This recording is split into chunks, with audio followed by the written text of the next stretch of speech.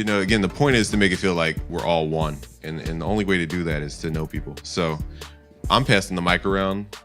You got the mic? Just give it to somebody random who has the guts and the courage to speak. And we're just going to share one thing we learned this year. It doesn't even have to be something super in-depth. Just one thing you learned, because this is Skillshare Mastermind. So the goal is to share something you learned. So Tyler, do you have the mic? Tyler? Yeah, I got the mic. There it is. You got the mic. So something new that I learned this year, one of my friends taught me how to get a really cool wide sound with my guitar. So what I do is like I'll record like 3 or 4 repetitions of a chord progression or something where I'm strumming away. And then I offset it by 1 repetition. So say it's like a 4-bar phrase, right? And I'll have like 16 bars, right? And then I offset it by 4 and pen 1 track hard left and 1 track hard right. And there's a little bit of phasing that happens, but it gets a really cool sound and it sounds really, really wide. It's kind of like, I don't know if anybody listens to Brockhampton or not, but it gets kind of like a Waste or a Team sort of sound on it, which is pretty cool. Awesome. Thank you for that. I appreciate that. Yeah. Because it's about the differences. The only way you can hear left and right is if there is a pitch difference or a timing difference. So that's why that works so well. Do I have to stand up for this? Stand up. Okay. Get it out there, man. Probably like one of the coolest things that I learned over the past year was stereo imaging and like the role that plays when you're making an instrumental. I actually learned it from you, and it was really cool. I never thought about sound and frequencies and the space that certain instruments can take up like that before, and a beat's like a canvas now to me, and like, certain things take up its own spot, and I thought that was really cool. That's probably like one of the coolest things I learned. And that's one of the secrets. That's how you mix a bass line with an 808. You can have one thing in mono, one thing in stereo, so they don't conflict no matter if they have the same frequencies or not. So appreciate you for sharing that as well. Sergio taking a group photo. I appreciate that photo you captured the other day too. That was awesome. I didn't know how to download it. Does anybody know how to take Instagram pictures legally? No. Screenshot it. I'm gonna have to screenshot it and crop it. All right, there it is. Well, my thing's a little bit less musical, but I think one thing that I probably learned over the past the course of 2017 was to appreciate the people who are there for you when times are good, because oftentimes it's easy to depend on people when things are going really bad and be like, oh, I need help or whatever. But when things are going really great, oftentimes people neglect each other and they don't they assume that you don't need help. Yeah, and so I think sometimes it's better when everyone's connected and feels like even if things are going good, that they'll still be good for each other. Is that why you brought your female friend there? Well, no, we're She's actually awesome. not like that, but No, I mean, okay. but she's one of those people who's been there for me for a long time. So Awesome. That's what real friends are about, man. Who has everybody's like, not me. I just came to see it. No, I just wanted to give everybody. Really emotional all of a sudden. Yeah. One thing I learned yesterday was that the experience and content. Oh, welcome in. Yeah, come on in. There they are. Shout out. So who's coming in here? What's your names, brothers? Eugene and Jamal. Oh, there he is. And what's up? Joseph. There you go. Do we have any more seats? We have plenty of seats, so Awesome. Just got people coming in. just get the ones that We got 90s girl. What's going on? What's your name? Melion. Just exotic names. Awesome. Yeah, we're just trying to make everybody feel comfortable. Again, it's not like, I don't want to be too businessy, okay? Because that's usually our brand. So what's up? Yeah, I'm trying to figure out where Oracle is. I guess he's waiting on Triza. But again, anybody have any things they learned this year? We were asking everybody. This is a Skillshare moment. Lorenzo has something he learned this year. Where's that mic? Who's the mic? Who stole it? Give me 1 second. It was cutting out, so I'm resyncing it. Oh, okay, no problem.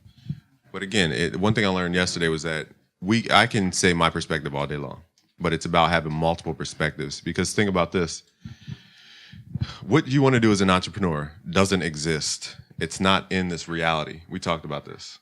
So it's a game of getting enough people to believe in something that does not exist in this reality. To bring it into this reality, you have to get more people to believe it. And that's how you crystallize an idea into this physical reality. More people have to believe it. The more people believe in the Cookie Monster, the more he exists. It's because the thought, now here's something I didn't go over yesterday. When you have a thought and it constantly runs and runs and runs, it's actually being birthed into this reality. This is why we go to McDonald's and you wonder, you're like, why did I pick McDonald's when I was riding through after the gym and I'm just hungry and I went to McDonald's? Or why did I buy this car? Why did I buy this house? It's because you had a thought, that first desire. That desire was implanted in your head as a seed, and you watered the seed through constant repetition of the thought. Then it became a reality. So what we're going to teach you today is how to separate yourself mentally, okay? And then figure out how to get out of this, what we call the matrix, this world that was constructed for you as a template, and you can create your own world and be independent, create your own reality and your own destiny. So that's the ultimate goal. A little big for one seminar, but again, that's what this content's all about. Because again, I went from my mom's extra bedroom, okay, sitting there with a hot laptop on my lap, to owning a company and doing things for other companies, taking six-figure businesses up to seven figures. I know that.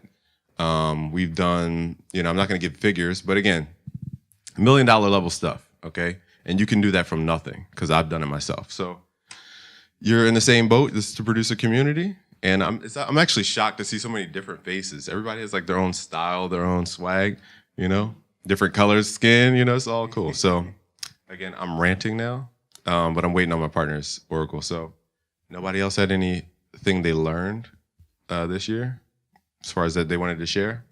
I'm putting you on the spot. No? Sergio, you learn anything? There he is. Where's that? Is the mic good? For me, one thing I learned was the importance of self-discipline. Really honing in on being disciplined in whatever it is that you're trying to do, whether it's music related or just being a better person. Like really having that intentionality to do that and working towards that every day to make sure that you achieve that goal. So yeah, it's been big for me. That's good. Intention. Now this is even deeper. I didn't even expect to go this deep. But if you think about it, there's cause and effect. So picture this.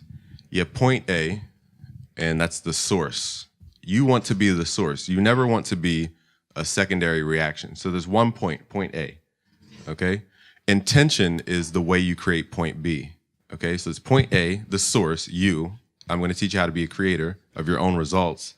You're the intention, you create the intention to create point B. That's the result you want. Okay, so you're never the person receiving the direct line from A to B. You are A pushing towards B. You're not B being pushed by A. Okay, so does that make sense? You're not the receiving party, you're the giving party. And that's the key. And again, we're going to show you how to do that in a billion different ways in your life, in your business, whatever it may be. So I'm curious, we got to take a quick survey. Who is actually trying to make money from what they're doing? You got the wireless mic? Everybody. Thank God. Okay. I need you to stand up. Get the blood flowing. If you want to make money, I need you to stand up. There we go. There we go. That is about everybody in the crowd. There we go. Now continue standing if you believe that you can actually make money. Okay? And that's everyone here. So if you can believe it, okay, it sounds so cheesy. If you can believe it, you can achieve it. All right? But again, it's about, can you transfer your belief to somebody else? Can they transfer that belief to somebody else? Can they do that to somebody else? That's what's going to bring it into reality. So again, everybody can take a seat. I just wanted to see who's dedicated and who's motivated. Again, I don't want to I don't want to talk too businessy when nobody cares about business. So let's talk about, Arjae, I didn't mean to, I'm so super long-winded. You good? So let's just start about going from 0 to 1. Let's just go basic. When you're first starting your business, okay, how did you go from concept to reality? I'm curious about your story. Concept to reality. Basically, like I told some of y'all yesterday, I had an ultimatum from my parents. I could go to college, go to work, or basically get out the house. So I'm like, how can I get out of this? And I basically told them, hey, if I can make X amount of dollars in 3 months, can I stay? And they told me, yeah. So I made that amount. But what got me there was focus. When I was actually in class, because at some point I had to stay in class until I actually figured this out beforehand. But so when I was in class, I would, while the teacher was teaching, I would just be filling my business plan. I'm going to take it here. I have this VST idea. Where do I want to take it? So I would be filling it. And then eventually I got the basic concept, which is the Track God VST. The basic concept is that I market it to a hip hop producer who wants things easy. So a beginner or maybe somebody who's a pro, but they want to, just get in and cook up. Everybody don't like the sound design. I don't know how familiar you guys are with sound design, but not everybody wants the sound design. So that was the goal with the Track God VST. So with that, the design and the concept of just if you move one knob, you basically get a good sound. Like, are you guys familiar with reverb and delay and all of those effects? So they all got like 10 different knobs. But with Track God, if you move basically the main knob, you're going to get a good sound. And that was the idea, because going back to producers who want it easy, just move it and you got a good sound. You could continue your melody or your chords or whatever you want to take your beat. So from there, I had to get that idea to a developer, and then he basically did all the code. I'm like, here, I wanted to do this. I wanted to look like this. And then he basically did all of the, the coding that I don't know how to do. Sorry, guys, I'm nervous. I don't do public speaking. But eventually he got it down. I ran some Facebook ads, some Google ads, and bam, Track God VST has been doing pretty good for the last 2 years. There it is. We got a question. There it is. A beat. Can I give a shout out to your advertisements? Because I swear, after I saw the first one where you were just like, one knob. Yeah, one knob. Thank right you. on YouTube. I know exactly what you're saying. Oh, welcome. I didn't even see you over there. Hey, what's going on? From NAM? Yeah. Oh, that's all the badges. What's going on? Oh, Jameson in the building? Well, we got some special guests down Oracle. Triza is walking in the building. Is that Diego here? Diego, the sauce master. So, let's grab another chair. So we're doing this in here? Yeah. Let's do this Q&A thing in here. Sergio just gave up his chair, man, and lifting it like a weightlifter. Thank you. Like a football coach? Like a football coach. Let me just speak real quick before you guys start. Is that cool? About going from 0 to 1. Please go on. So if you're taking notes, this is something you want to take note of, because this is what people skip. It's market research. Okay, it's who are you going to serve? Firstly, let's make it super easy. You want to come up here? Yeah. Appreciate you, man. Didn't know you were coming through. There he is. Again. Diego. Awesome. Again, he's working with Triza. Y'all doing some mastery work. Yeah, being modest. Hey, I was wondering, can we grab another mic? You have another mic we can set up, or is that too much? I don't have that is fine. We can use this. We'll share. Mike sharing. Now I want that for our buddies here. So let me just dig into what we were going over, which is how do you go from 0 to 1? How do you go from concept to reality? So first thing is market research. This is what everybody skips. Firstly, you need to define your niche. Okay, so I'll give you some keywords and kind of speed this up. You got to define your niche. Who are you serving? What problem do you solve? If you're not solving a problem, there's no need for somebody to go over that hurdle. These girls over here, if they don't find a man that, they need to chase, there's no need to chase them, because they have plenty of men who come to them because it's too easy. They need a challenge to overcome. And that's for all the females in the room. You need to solve a problem, and that's your niche. Okay, so find your niche. Now, the niche is not always a genre. Okay, it's the intangibles, and I'm being long-winded here, but is Unquantized too late? No. Okay. We're chilling. He's chilling. I'm getting some gems here. You keep talking. Okay, your brand, I went over this yesterday. Lorenzo can testify to this, and Derek as well. And who else is here from yesterday? And Sergio as well. Your brand is about the intangibles. It's about, status, for example. This is something you want to write down, because it took me years to find this, okay? Brand is about lording things over other people. This is why I'm wearing Bali shoes. This is why I'm wearing a suit that costs, a lot of money. Okay, it's why I ride in a car that costs a lot of money. It's because you get status. If you ride in a Mercedes Benz, people see you a little bit differently than if they see you riding in a Honda Civic. And biologically speaking, if you want to get a girl, biologically they're wired to want to survive and protect their kids. So they need to know you can provide for the children, the progeny. So you can't fake a Ferrari. We went over this yesterday. You cannot fake a $250,000 car. And that's what's subconsciously happening when girls see you in a Ferrari. And that's why you see in the YouTube pranks where they pull up in a Bentley or something, like what's the other car that costs, like a Bugatti, and they can pull any girl off the street. It's not that they're promiscuous. It's that you can't fake that. So these are the things that you need to focus on, not just the genre. Like Diego probably heard 1,001 trap beats, and you're like, you could merge trap and jazz all day long, but is that really going to make you stand out? It's not just about the product. So I know I'm kind of, what's up, brother? Brand is about hoarding. Brand is about, say it again? You said something in the beginning. Brand is about hoarding, or what did you say? Brand? Lording. Sorry, yeah.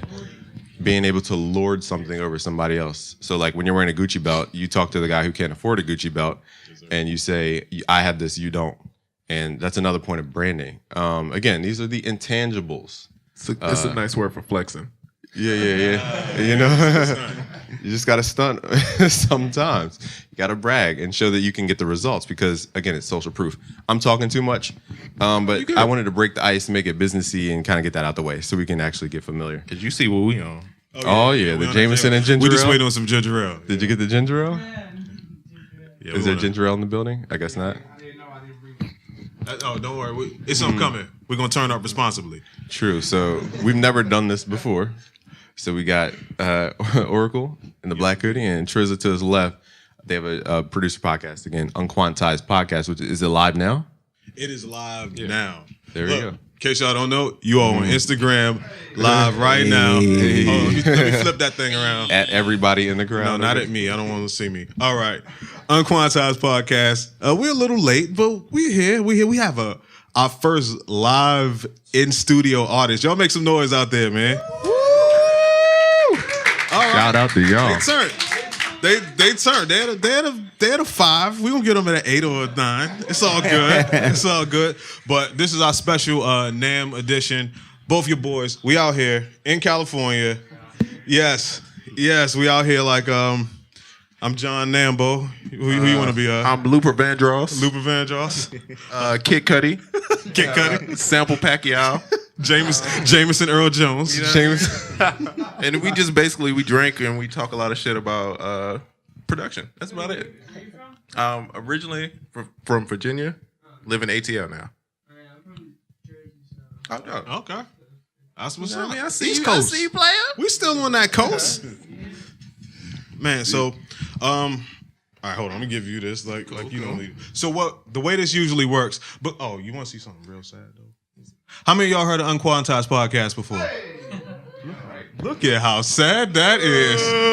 Damn. Well, welcome know along. it's now. Inception right here. Hey, there you go. So welcome along for the ride. What we usually do is we go live on Instagram. Producers, they hit us up, and we answer questions for 2 hours. And, we just talk about random pop culture, random music stuff. So since you're in here, your questions will take priority over everybody else. You got my good side? No, I got it. Your questions take priority over everybody else. So I know some people out there have questions like, what are y'all doing this weekend? But do any of you all have questions? Let's see. Where's Beats the music. Oh. Where's the young mobile mic? The question I probably ask you every time I see you or when I watch the podcast, or the question that probably I know busy and I want to find out, when's the new kid dropping? Ooh. Actually, it's a couple of new kits dropping. I got one coming out in February. And actually, we got one coming out in February. Oh, and we got one with my birthday month. Works out. Okay. We'll work it out, man. Thank you, man. Appreciate it. I throw a special birthday sound in there for you. It's feeling special. You It's just gonna be the sound of us lighting a candle. You know what I mean? We're gonna sample it. I send one back, blowing it out. There you go. You know what I mean? Fire. Happy birthday, bro. Collabo. Nice, man. Oh, and just stay standing, brother. So this is one of the community members that is usually on the podcast. I think you've been on this since close to the beginning, right? I couldn't exactly. It's tell been you a when, but long time. It's been a while. So it's just crazy. Like every week you're in there and we talk to you, and now you're right here in the audience, man. So shout out to you. Shout out to Beats Music, man. Y'all give him a hand, man. He's great. It's lit. It is lit. So I'm just the guy who's gonna say random ad libs and talk a bunch of just trash. So just ignore me. Don't mind me. Okay. That is a fact. This is a hang. So that's kind of how it works.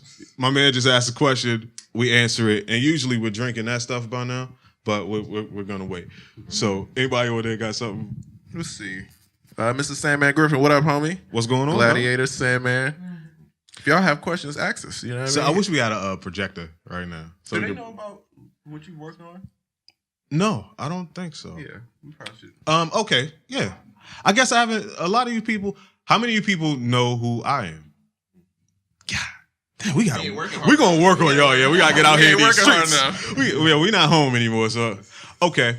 So my name is Sound Oracle. That's my birth name, and I'm a sound designer. Most notably, a sound designer for Timbaland and Polo the Don, and a few various other people, Triza and Diego Ave, and all that good stuff. And the reason why we do this is I don't know if you were here yesterday. For those of you that were here yesterday, you know, is because when we were coming up in the producer game eons ago, we wish that there was this type of thing for us. Like you didn't know where to start. You had questions. You didn't know what equipment to buy. Anything. We provide that service for producers. Ask us. We have experience. We can tell you what you should be doing. And most importantly, we've made enough mistakes for everybody in this room to tell you what not to do. So that's what this podcast is. It's a good hang and it's good fun, but really it's a producer resource for you to just get your questions out there and find out what your producer community wants to know. You know, you all are peers. And I'm pretty sure a question that you may ask is a question that at least 3 or 4 people in this room may have. So don't be shy. Answer your questions. We got some Jameson coming if you need to loosen up to get your question muscles together. You know, you got get them question muscles loosened up. You know what I mean? Nice. I'm Triza, aka Triza Flock of Flame, aka Triza Man the Don.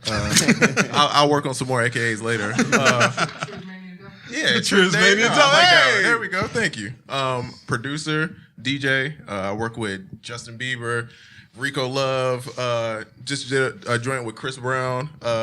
Been working with this guy a lot. This is my brother. You know what I mean? We've been killing it. And that's it. You know what I mean? I did a podcast with this guy. Facts. You know what I mean? Slightly a little crazy. You know what I mean? Don't mind me. He's loose. He's the one She's looking like, yeah, he crazy. He crazy. He's the one that says all the loose stuff, and I'm just the guy that tries real hard to make bail money. Is anybody a Reason user? Anybody use Reason? Oh, wow. Oh man. Man, that's a lot. So I hate Reason. I hate it. It just ugly. It looks ugly to me. Well, I don't use it as much, but I mean, do you not like the sound that you can get from it? You know what my big thing is? It took them forever to get VSTs, and they tried to make it like it was a big deal. Mm-hmm. And I want these companies to progress. You know what I'm saying? Yeah, right. A lot of these companies can do some great stuff, but they just don't because we don't ask for it. So my thing is like, yo, you're going to wait 10 years to do this. I'm going to call you out for it. Don't act like it's a big deal. You know what I mean? Yeah. So, yeah. But people know me for that. People run up on me like, oh, you hate Reason? You hate Reason? Yeah, so. Yo, let me tell you. I go places. He's not there. People run up on me because of him. Yo, where Triz at? Tell him I use Reason. I'm like, oh, you better bag up. But yeah, my man hates Reason, so it might be a little fight here. Tell him what you worked on, brother. First off, my name is Diego Ave. I'm a producer from LA. I used to live in Miami. I just moved out here like 2 years ago. Last 2 years has been probably the most successful time of my life. I've been working with Chris Brown, French Montana, Sway Lee, pretty much everybody in the urban industry right now. So, man, just grinding, working every day. Stuff been amazing. And linked up with Triza for like, how long have we known each other now? Like 6 years? Yeah, it's been a while. Yeah, we actually have the same publishing company. Don't sign a pub deal, by the way. But yeah, same. We talking about this on the show a lot. Talk about that later. But yeah, we got the same publishing company. He's just been a good friend of mine. But yeah, I guess I'll be a special guest today, one of them, I guess. Yeah, so you can say that. So I'm very, very experienced in the business as far as that. And just dealing with artists, dealing with other producers, collabing, writers. So any questions, it'd be easy for me to answer those. Awesome. Yeah. Oh, got one. Lorenzo, there he is.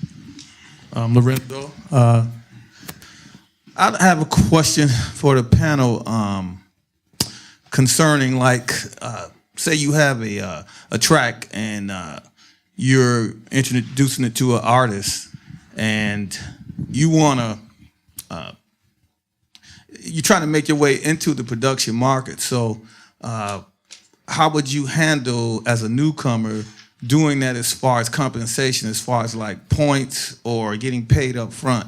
What is the going rate? Does it differ from a producer that's been in the game a long time as opposed to somebody that's just starting? Is there like a hierarchy of what you probably would ask?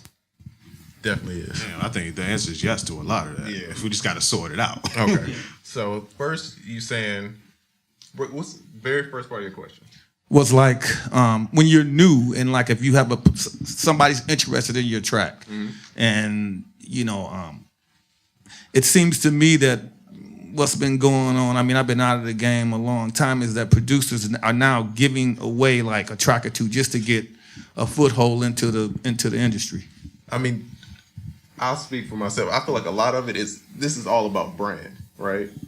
Metro Boomin is Metro Boomin because his brand. It's not really about his beats. Mike Will, his beats are good, but everybody has good beats. You get what I'm saying? Right. But his beats also match his like brand. Exactly. You know what I'm saying? It's like exactly. They parallel each other so well that like it's this Exactly. Right. So the brand is the most important, because I know producers who are actually terrible, but their brand is good and they make it through, right? I feel you. Or they just know people. Exactly. But to get to that next level, you got to be good and have your brand together.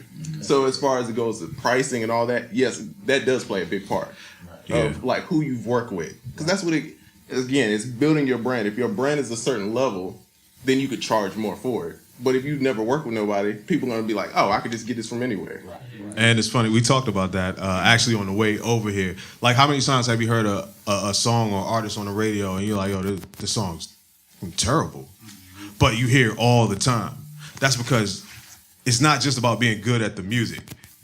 80% of it is all the other things. You know what I mean? So somebody can have all the business and all the brand together and be terrible at the music and still win, versus I'm pretty sure everybody knows somebody that's just nice as hell on the music, but they don't have no business about themselves. So you'll never hear them anywhere. You know what I mean? So it's brand, man. Get your brand. Okay. Can I? Oh yeah, go ahead. This is more general business kind of answer, and then Diego could share his sentiments, we'll say, and his experience. I don't mean to take up your quantized time. I just realized I forgot we're on quantized. I'm sorry about that. So, I'm here. But business is all about trust. Just like a female is not going to become your girlfriend the first time you meet her, because she needs this amount of trust, and this is all you gave her. I can't use two hands, but you're here. She needs this.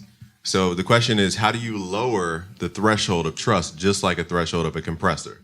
Okay, the way you think about that, can the signal go above that threshold? That's what branding really is about. Now, when you're talking about should you take the free or the paid upfront, and that's deal science. In short, think about what we do. Okay, entry to here was what? Free for most people. Now, Puneet, actually, he's a VIP guest, but that's different, Am I saying that right? Yeah, that's fine. Am I saying your name right? Yeah, Puneet. Puneet. Okay, I wasn't sure if I said that right. Cool. And you see, I gave out free for a reason. It's because I want to deliver value so that you can trust me and understand I'm here to guide you to your solutions, to point B. I'm point A, showing you how to get to point B. So when you're doing things, it doesn't matter what it is in business. Whenever you give out free, there's a long-term game.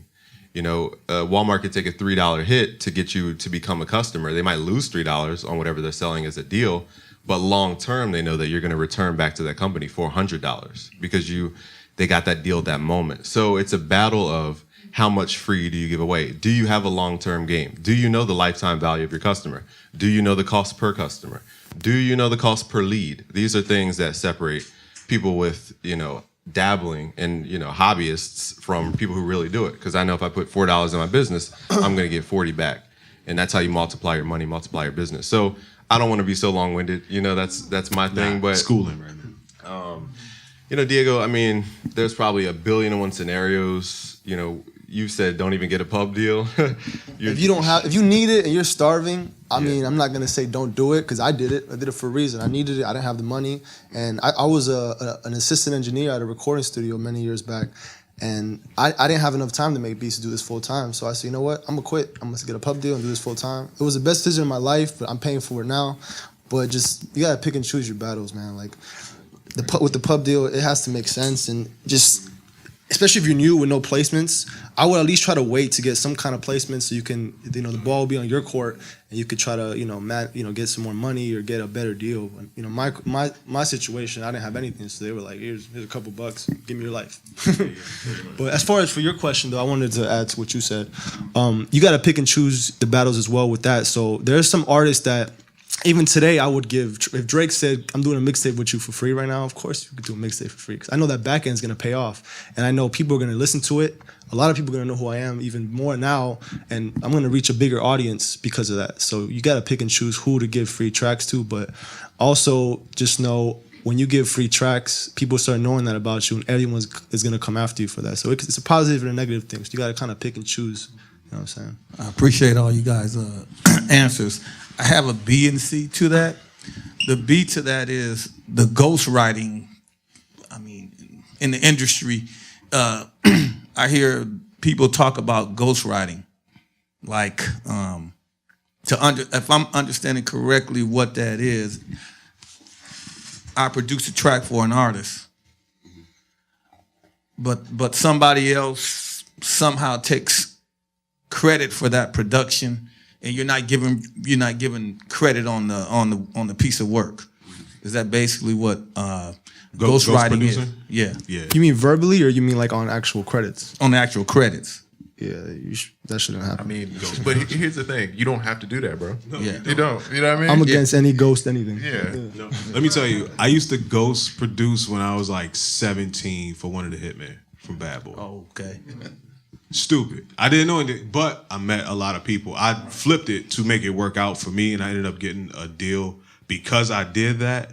But yeah, not a trust, right? Yeah, once you get to a certain, I won't say a certain point in your career, I'll say to a certain age, don't do that. Just don't do it. Goes back to branding too. You got to build your brand. You'll never build your brand like that. Yeah, you're building somebody else's brand. I have a quick little thought that came across my head. Can you zoom in? What's the difference between Gucci shoes and a company that builds their shoes out of the same manufacturer with the same materials? They get it from the same place. It's about who presents it to the world. So ghostwriters are the manufacturers. They're the people in China who are in Italy who are making all our stuff for whatever the fee is, but they sell it to America, an American brand who sells it for 10 times as much as they pay. It's the same exact thing in music. That's what ghostwriting is. It's somebody being the manufacturer, selling at wholesale versus selling retail. So, I mean, I'm trying to make as many kind of translations as possible. Hopefully that makes sense. But again, would anybody do that? Again, that's the battle. Diego said, would you take the bag for the long-term game? There's no longevity in ghost producing. Try to stay away from it, bro. Appreciate that. And I promise I'm going to give the mic up after this last question. This is more of a production technique question. If you're presenting a track to, let's say, an artist, say it's a pretty prominent artist, would you, based on cost, deliver it in the box without any outboard gear manipulation, or give it to them with the outboard mixed back into the computer to make it sound more professional? You know what I do, bro? I make the beat in Ableton and I export it. That's it. And that's it. See, when you get to that, that's a bit overthinking the process. Make the beat, put the stamp on, send it out. That's it. Oh, and one more thing. While you passing the mic, you had mentioned back end, bro. if they're not Drake, if they're not on the radio, do not repeat. Ain't no back end. Don't let nobody tell you it's on the back end. They're not selling. They're not making money, bro. The dude from your neighborhood, he ain't got no back end on that mixtape. They're selling lottery tickets. That's a lottery ticket they're trying to sell you, bro. Yeah. So I just want to make sure I say that because some people don't know. You know what I mean? Oh, well, since we talk about that, not to cut you off, don't fall for the exposure game either. Oh yeah. Don't fall. Hey man, just give it to me for free. It helps you get exposure. Right. People, the people that tell you that the most, no one even knows who the hell they are. So how they gonna help you get exposure? They can't even expose themselves. They can't even expose. Thank you guys. Yeah, that's probably all it is. Oh, wow. I'm gonna get my man, and then I get you next, bro. I was just gonna ask real quick.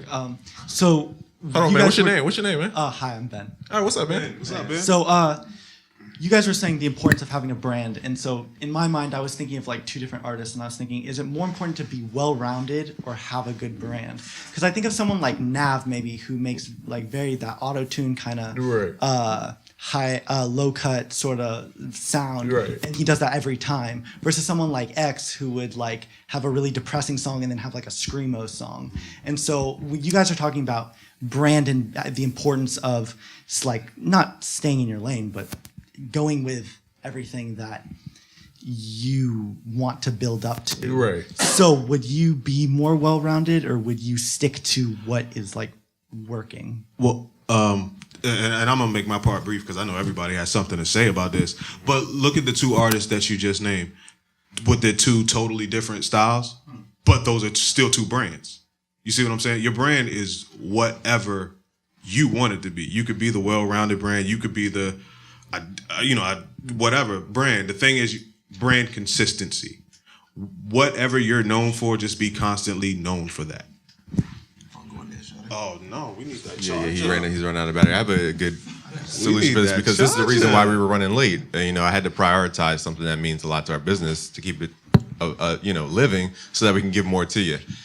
Before this, seminar, we had to meet with Caroline from Hello Stranger, which represents Razor and Razor Music brand. Okay, so why is Razor, $1 billion company, coming to BusyWorks Beats to talk business? Why? It's to show off their equipment, right? And what is my brand? Well, you use the equipment, and so people see you using the equipment, and you can sort of sell it to your audience, as in like, hey, I'm using this awesome equipment. You can also use it to make your music. Exactly. You embed your lifestyle, what you're already going to do. Now, here's the difference between a good brand and a bad brand. Bad brands lack integrity. Bad brands will take any, whatever opportunity comes their way and say that that's authentically them. Okay, so whatever you are, you want to project that so that those brands come to you with deals. Part of what I am is a computerized company. It's online, it requires a computer. So a computer is something about my brand. And then how do you align organically with something that is a good product? You actually believe in it, you actually have integrity. Never, ever break your integrity, okay? If you ever break your integrity for $1, exposure, that's I believe that you're not really a true man at that point. Real men have integrity, honesty, loyalty, et cetera, et cetera. The warrior mentality, meaning they're on a mission. So again, how do you step in front of these $1 billion companies with ease? And I've done it. So I'm not just talking, BS. This is real life. I don't even know what the original question was. I was just asking more when it comes to being, you guys were saying stick with like a brand and like brand yourself. And my question was it more important to be like well-rounded, like maybe XXX and have like a depressing song, but also like a screamo song? Mm-hmm. Or is it more important to be like maybe like someone like Nav or like Travis Scott, who is very like, not bad, but very similar music? What I think, bro? You got to be who you are. Because if you're making music that's not you, then it's going to translate as it ain't you. Yeah. So however personality you have, that's what you need to make. And I just thought of something. Your music is not the product that you're selling. You're using the music to sell something else. X's brand is not just he's emotional and screamo. It's all the antics that he does to get attention. That's who X is. So he's promoting that through his music. Travis Scott is not just his music. What is Travis Scott? Give me some words.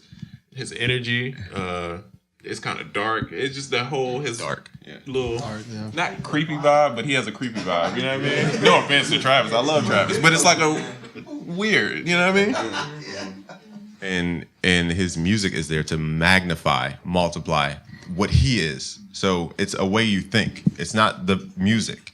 It's them being broadcast through different medium. That's really what the brand is. Hopefully that made sense. Thanks. Yeah, I feel like we're just eating time up, but until we can, what was it? The battery's running out. You said? Yeah, but I got a little juice right here. Brought to you by ASCAP. Brought to you by. Oh man, I have to find Joey, as a matter of fact, to ask about food and whatnot. Or is everybody hungry? I assume we're gonna get 8. For knowledge. Yeah, we were hungry for knowledge. See, she's on it. She came here for the greater good. But again, we're getting like Mexican Asian fusion. It's called Cuckoo Grill. It's really good. I'm excited to share it, and I hope he ordered enough. So I actually have to go find Joey, or if Jay could see if you could find Joey for me, because we need a lot more than yesterday. Okay? Appreciate that. There's Sergio. I didn't see you back there, sorry. So, yeah, Ben, can you pass the mic? No, let's do it. I got a question. So I was talking to my boy right here earlier today, and one of the questions that comes up a lot when you're making beats is, do you have a SoundCloud? Do you have somewhere I can go find it? Now, if your end game is not SoundCloud or Instagram, and you want to make sure your beats don't, let's say you feel like you love your beats, right?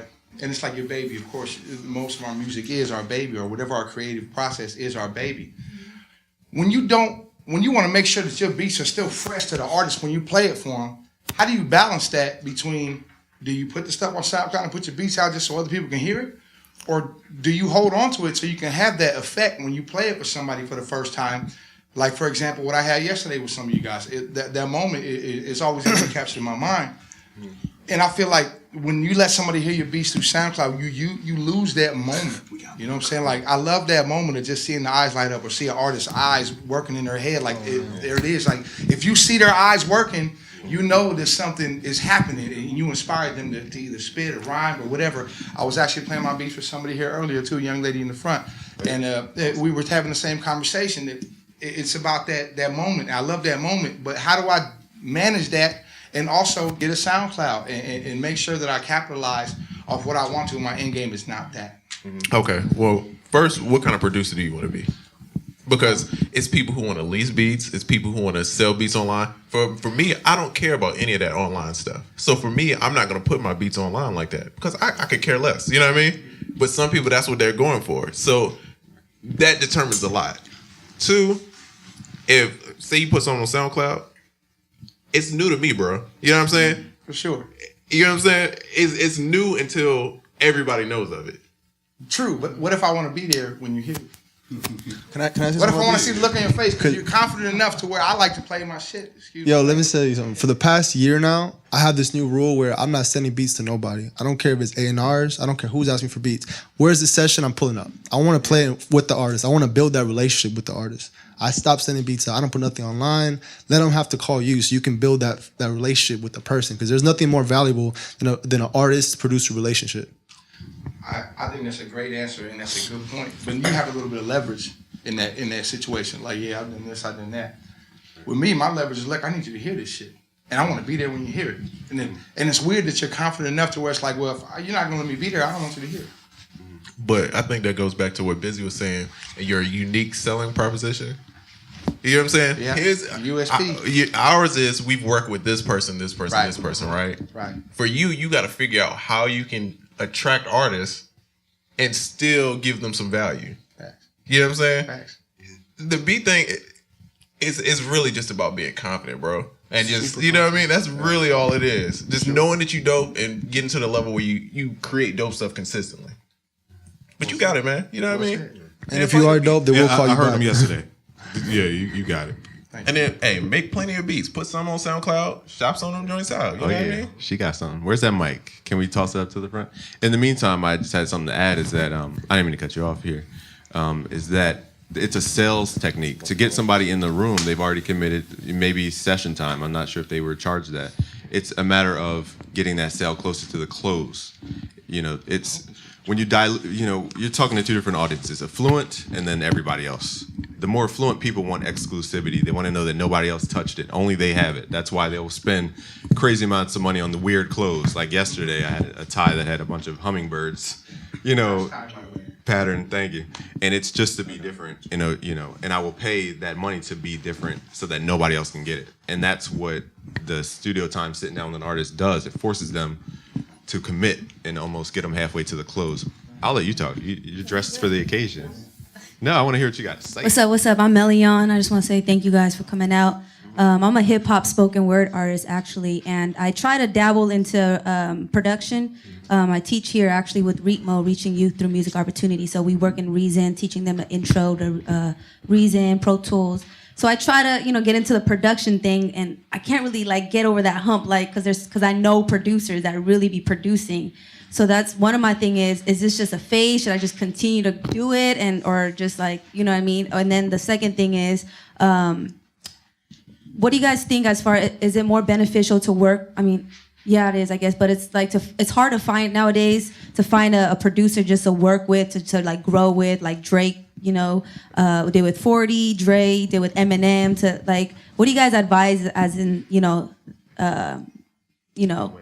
yeah, as finding a producer to work with, or just randomly working with, different producers to kind of find my sound? Because I'm still, I guess you can say, kind of discovering my sound right now. So it's kind of a two-part thing. One, should I continue this production thing? I mean, the answer, I guess, will be yes, in a way, but I just feel like I can't get into it like other people really just be sitting in front of the screen, because I'm a performer. I love getting on stage and performing. But producer, you got to like sit in front of the screen and you got to, do all that, so.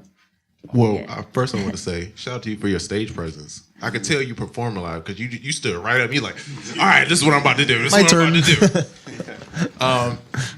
I went through a phase where I felt like I sucked. If you ask him, he's been helping me with my mixes.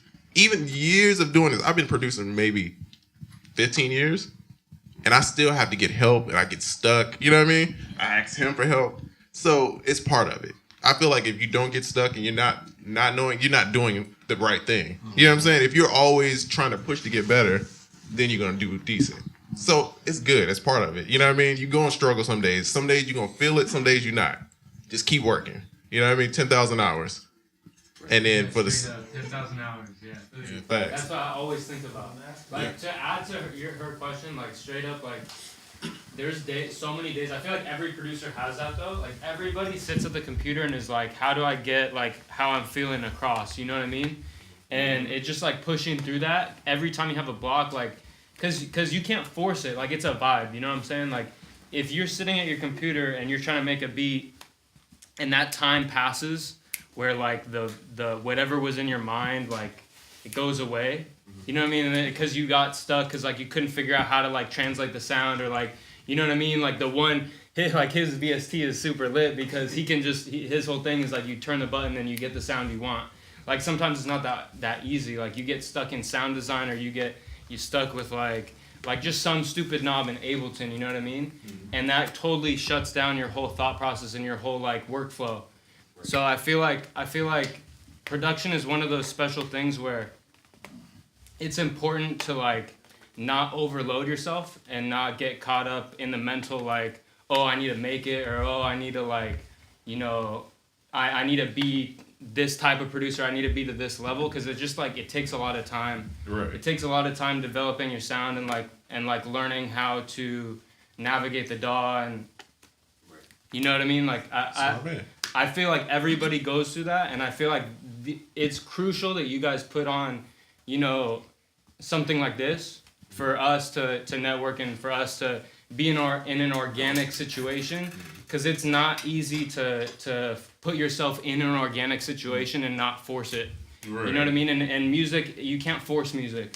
I feel like that's the biggest thing that I learned is like you can't force it, and you have to go with the flow.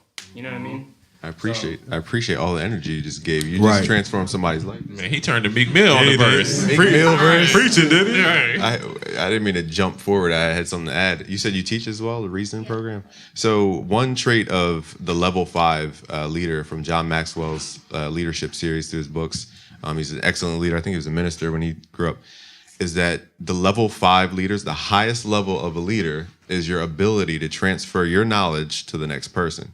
So leaders are the best, I gave up the punchline.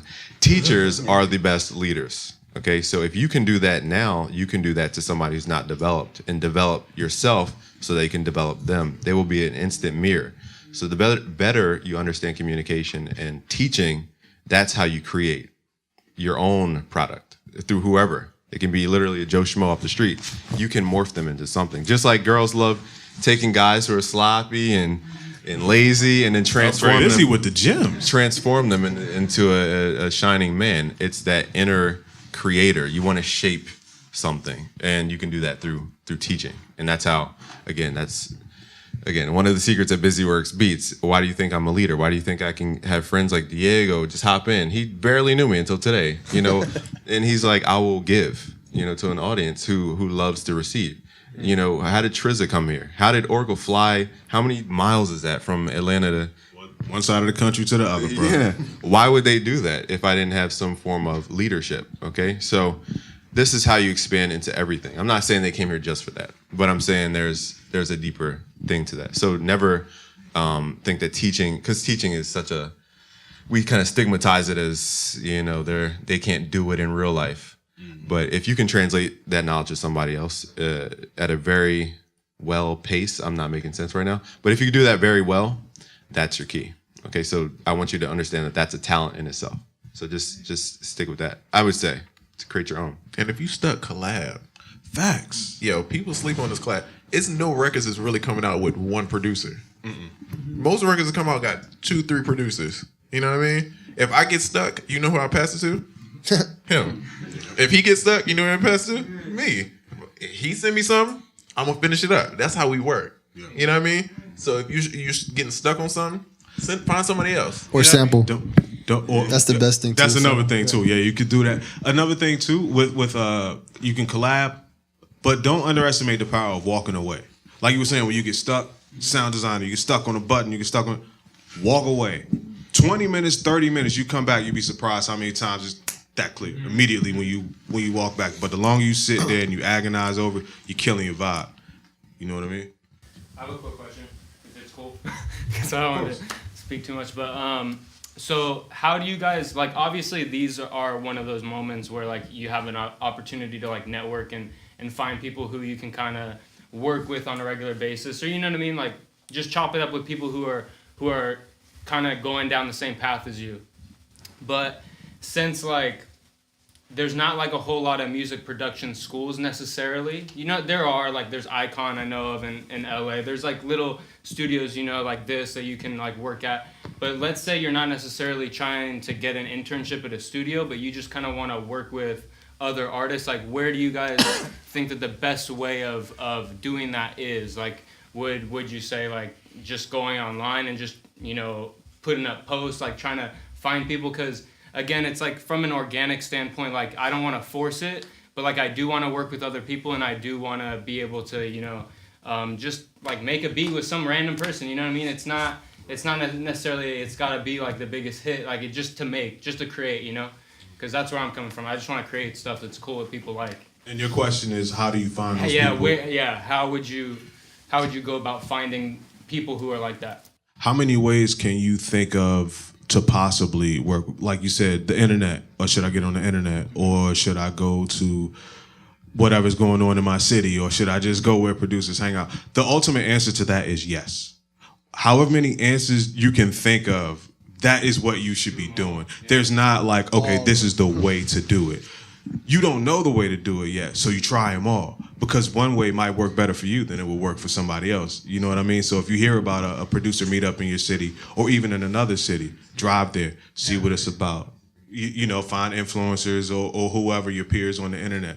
Try that out. You might have a knack for that. So yeah, don't limit yourself. And a lot of times we put ourselves in a box by finding the right answer. You know what I mean? And it's not a right answer. It is a group of right answers. Let me bring some, Praneet, you're next here, but keep that thought. I hate being interrupted because I lose thoughts like crazy. Again, I'm trying to get it like a general type of response to this is, would you go to the Gucci store to try and find the most coupon saving people in the world? No. Okay, the first thing you need to look at is polarization. There's affluent and there's everybody else. So I'm not saying look at affluent and then everybody else. I mean, you need to go to places where the people you want to see are. You know, if these females are looking for a man who's well polished and educated, they're going to be around the university guys because they're smart. They're going to university to better themselves. You know, if they wanted to find some random guy who's rough and tough, where do they go? To dive bars, the tattoo shop. I'm not saying people with tattoos are what you super trying to hard. Say? They go to my house. Come to my house. What you trying to say? Just if you're looking for the edgy guy, you go certain places. You don't go to church looking for an edgy guy. So it's where is your audience? And then the better question is, what do you have to offer that they want? Because we're too selfish to believe that people want us. You know, as guys, we think we're the crap. You know, we have our egos and we think all the girls should bow down to us. If we don't have anything that they want in us, then what are we? Isn't that a selfish view? So what do you think you have that they want? Or what do you think you offer that they don't have, I should say? And I'm not gonna make you answer. But I mean, I want you to really dig in and be like, why do people come to me? Why do they want to work with me? Now, have you ever had a situation, Diego, where, and RJ as well, where somebody came to you, or excuse me, I gave up the punchline again. Oh my goodness. Like, never mind. So put that in your own words, what I just said. Sorry to beat myself to the punchline. Yeah, I actually want to say you shouldn't even settle for working with people that's doing what you're doing. Why don't you try to work for people that are doing way more than what you're doing? That should be the goal. I guess that's what I'm saying though, is that it's like how to go about putting yourself in the position to. Well, that goes to what he said. You said you wouldn't go to a bar to go find a nice guy, right? Well, where do guys that work consistently in the business like me? Where are we at? Studios. Go intern at a studio. Meet some people. Go work. Go out for services for free. You'll meet so many people that way. That's what I did. That's what I'm saying. Like my whole thing is like I wouldn't even want to go to a studio necessarily to get paid for it. I'm more so just like I'm down to just be there and just like soak in whatever it is that they're doing. Just like be there, just to get knowledge. Like right. So but again, I guess I tend to overanalyze things sometimes, and I'll be like, I'll think of reasons as to why I shouldn't go to the studio. Or even events. There's a lot of events where people like me and Triza would just be at. You just get their number, be like, hey, let's link up and follow through with them too. Hit them. They say hit me next week. I'm busy this week. Hit them next week. Follow through with these people, and you never know. They'll be like, you know what, dude's hungry. Come on, let's go. Let's try it out. I do all the time. I did it last week. I do it all the time. I love seeing people like that want to work. I don't mind helping them out as long as they're dope. If you're dope, you get a call back from me for the second session. Just got to add value. That's the key thing. And I have one thing from yesterday. I didn't mean to cut everybody off, but these thoughts, again, I got to get them out before I lose them. Here's one thing about networking, and I think this might talk to your point, is that you're struggling with horizontal networking, which is everybody in the room. We're kind of at the, not weird, but you guys are kind of at the same level as far as your reach, your exposure, your brand, and your revenue in your company. You're all at that same kind of tier. So you want to, whenever you're developing horizontal relationships, you're building a product with multiple people. How can what you do be the piece and component that accents what the second person does and what the third person does? You join up as three warriors and you create an army.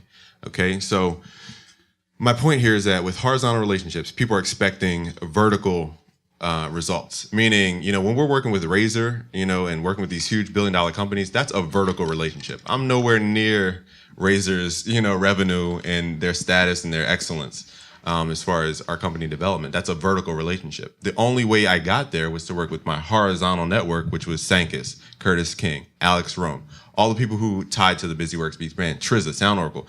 They all tied in as a horizontal, peer-to-peer. We create a bigger product that we can offer and scale up to the vertical relationships. So he's speaking about a higher level because he's done the horizontal thing, and he's talking about how to go from horizontal to present your product to the verticals. And that's what he's aiming for, because that's what's going to multiply your business exponentially. And I'm so long-winded. Oh my God. No. That's a really great point. Instead of thinking 5 plus 5, that's 10. Okay? 5 times 5 is 25. 5 squared plus 5 squared is 50. Okay? 5 squared times 5 squared is, I forget the number, but it's still 5. It's the way you perceive and go about growth. Okay, do you want geometric growth or do you want arithmetic growth? And that's what this whole seminar is about. Through different experiences and different perspectives. So I hope to answer things that may be clouding your psyche. And I hate to eat up Unquantized Podcast time, but I'll throw that back to you. That's what it's about, man. Oh man, as long as you're eating up the time with gems, go right ahead. Okay. What's up, man? Sorry, man. Oh, Panit, yeah. Yeah, it's your time. Your time to shine, bro. Let's go. Worries. Okay, so let me gather my thoughts here for a second real quick. I love this man right here. Okay, so this is like a 2-part question. I don't really think this is working, but you might not be. It looks cool. It looks cool though. Okay, all right. It's recording. Me and one of my best friends are working on starting a production company together, and we're looking to sell some of our beats online. One thing that we're having a little bit of trouble wrapping our heads around is coming up with the proper and how to come up with the proper licensing agreements or exclusive licensing agreements. And I've tried looking up stuff online and doing research, and there's just so much out there that it kind of boggles my head. And I could try to write something, and I've tried to write things, but it's who's gonna want to read through all this? You know what I mean? At the same time, I could understand it, and so can my friend, but it's how much value and time should we be putting into that, and where should we go to build the proper license structure if we're going to try to sell some of our product online? That's my first part of my question. Let me ask you a question back to your question. Okay, so you're talking about multiple pieces to an agreement. Yeah. Firstly, let's talk about the licensing portion. Yes. I know the popular thing is you can only sell 1,000 copies. You can only you've seen it. SoundClick, days, 10,000 copies. How are you going to track that? That's a very good question. Okay, if you have no system to track that, you're guessing. Not you. I mean, anyone with that mentality. If you have no system to account for that, you're guessing. So there is no way to know that. So why even make that a selling point? It's arbitrary. So that was my question back to you. Okay, so with that being said, let's cut off like that like licensing. Okay. In that sense, what about like an exclusive license then? In the sense of like selling that beat and that person, let's say, owns like the rights to that. We can't sell it to anybody else. Would that be like, let's say if I was looking for, actually that's a lot simpler than there's not all those ties to that, right? In a way. Well, okay. I have a very strong opinion about selling exclusive rights. Okay. So I don't know if y'all watched like Breakfast Club. Jermaine Dupri was on there, right? Don't do it. He's talking about the Coco beat, OT Genesis, right? He went to sign the kid who produced this, right? He sold that beat for $200. That song grossed $3 million. Exclusive No rights. back end, just so you know. Exclusive rights. No back When you end. sell the exclusive rights, if I buy your beat exclusive right, that's my beat. Those are my files. So I can just turn around and sell that beat again for my rate if I wanted to, which is a very common thing. So you don't maintain any publishing rights? No. To the I mean, you it's possible you can, but most of these agreements they don't. Okay. You get what I'm saying? Okay. It's exclusive. When you buy the exclusive rights, this is exclusively mine. And don't think for a second that your favorite artists, even though they're up here, their teams are looking for beats on SoundCloud pages like your page. You know what I mean? And if you're out there with the hot fire beat and nobody knows about you, you're willing to sell the whole thing for $200, man, they're gonna buy your whole catalog. You know what I'm saying? I'd do it right now. Yeah. So don't just think that Joey No Name is the only person that's out here buying beats offline. No. These companies, they got hip to the game. They know it's people out there selling exclusive rights. I can name a few songs that came from SoundCloud. What's your Trinidad James joint? Trinidad, Travis Porter, the All the Way Turned Up. They bought that from Vibes, I believe, and then KE. It says KE on the track produced it, but that's a Vibes beat. In other words, get yourself a lawyer. That's the answer. Exactly. Get yourself an entertainment lawyer. Pay the extra money to make sure you get your front end and your back end, because you can't trust these online contracts because you don't know what it says. You're not a lawyer. I'm not a lawyer. I don't know what it is. So if we're selling beats, let's say on the online landscape, how does that look like then? Like if somebody finds our beat, like do we do everything through this lawyer that we hire? Like essentially, if somebody's interested in purchasing a beat from us, that's how the best way. Like That's the way to do it. I mean, to me, that's the most secure. I mean, you could lease beats, right? To me, leasing is not as hard because you still own everything, right? Okay. But the thing is, I just don't want trash rappers rapping on my beats, bro. Fact. So that's why I don't. Where's the growth in Son, that? anybody can get it. No, because anybody can take your stuff. I put 2 beats online, and I get tweets still from this day of people, oh, I rapped on your beat. No, bro, you supposed to buy this. They just ripped it.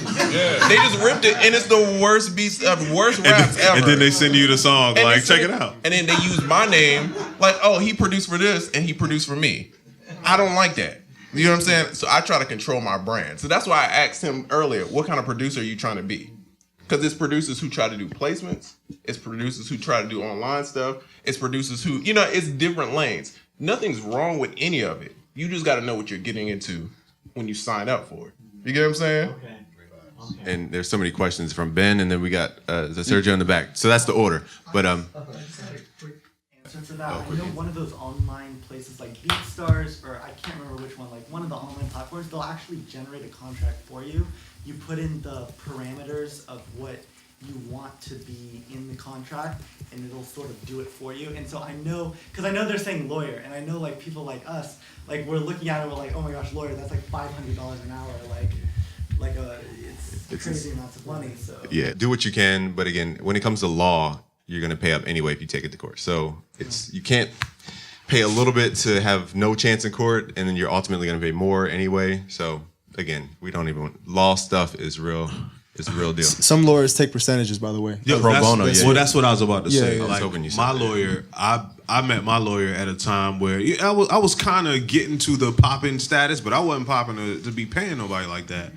But I found a lawyer in my city who happened to be, I think it was like top 40 under 40 or something like that. And I reached out to him, told him my situation, and we just kicked it off. And he agreed to work for a percentage. He's still my lawyer to this day. This might have been like 7 years ago. So don't underestimate the fact that there are people out there, there are lawyers, especially young, hungry lawyers that might be hip like you. They'll work for a percentage. They get paid when you get paid. Yep. That's, if you can find a relationship like that with somebody in the legal space, that is the best relationship to have. Because they're not just pay me and then here you go. If they don't work, you don't get paid. If you don't get paid, they don't get paid. So try to look for that situation if you can. Thanks, guys. Sergio, I wanted to. Oh, my bad. Sergio, I wanted you to speak. And also, we got two brothers here I didn't even notice. And Tim in the back. Is that Tim? There he is. I hate to be rude and not introduce myself. Oh, wait. Okay, you look different. Never mind.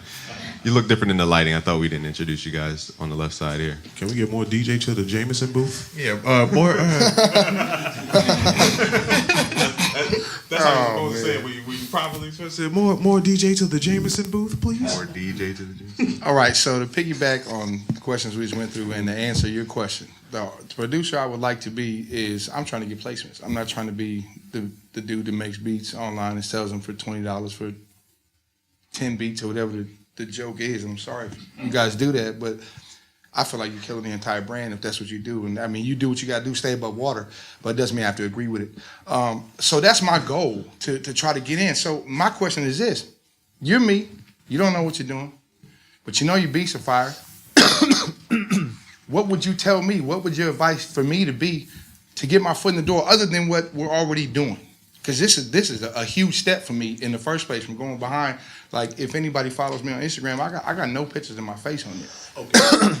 Well, number one, that's what I was about to say. The first thing I would tell you to do is establish your brand. It doesn't matter how dope you are. You could be dope as hell all day in your living room, but who hears it? You got to establish your brand. You got to put yourself out there. You got to let people know what you do, how well you do it. Be consistent with how often you show them that.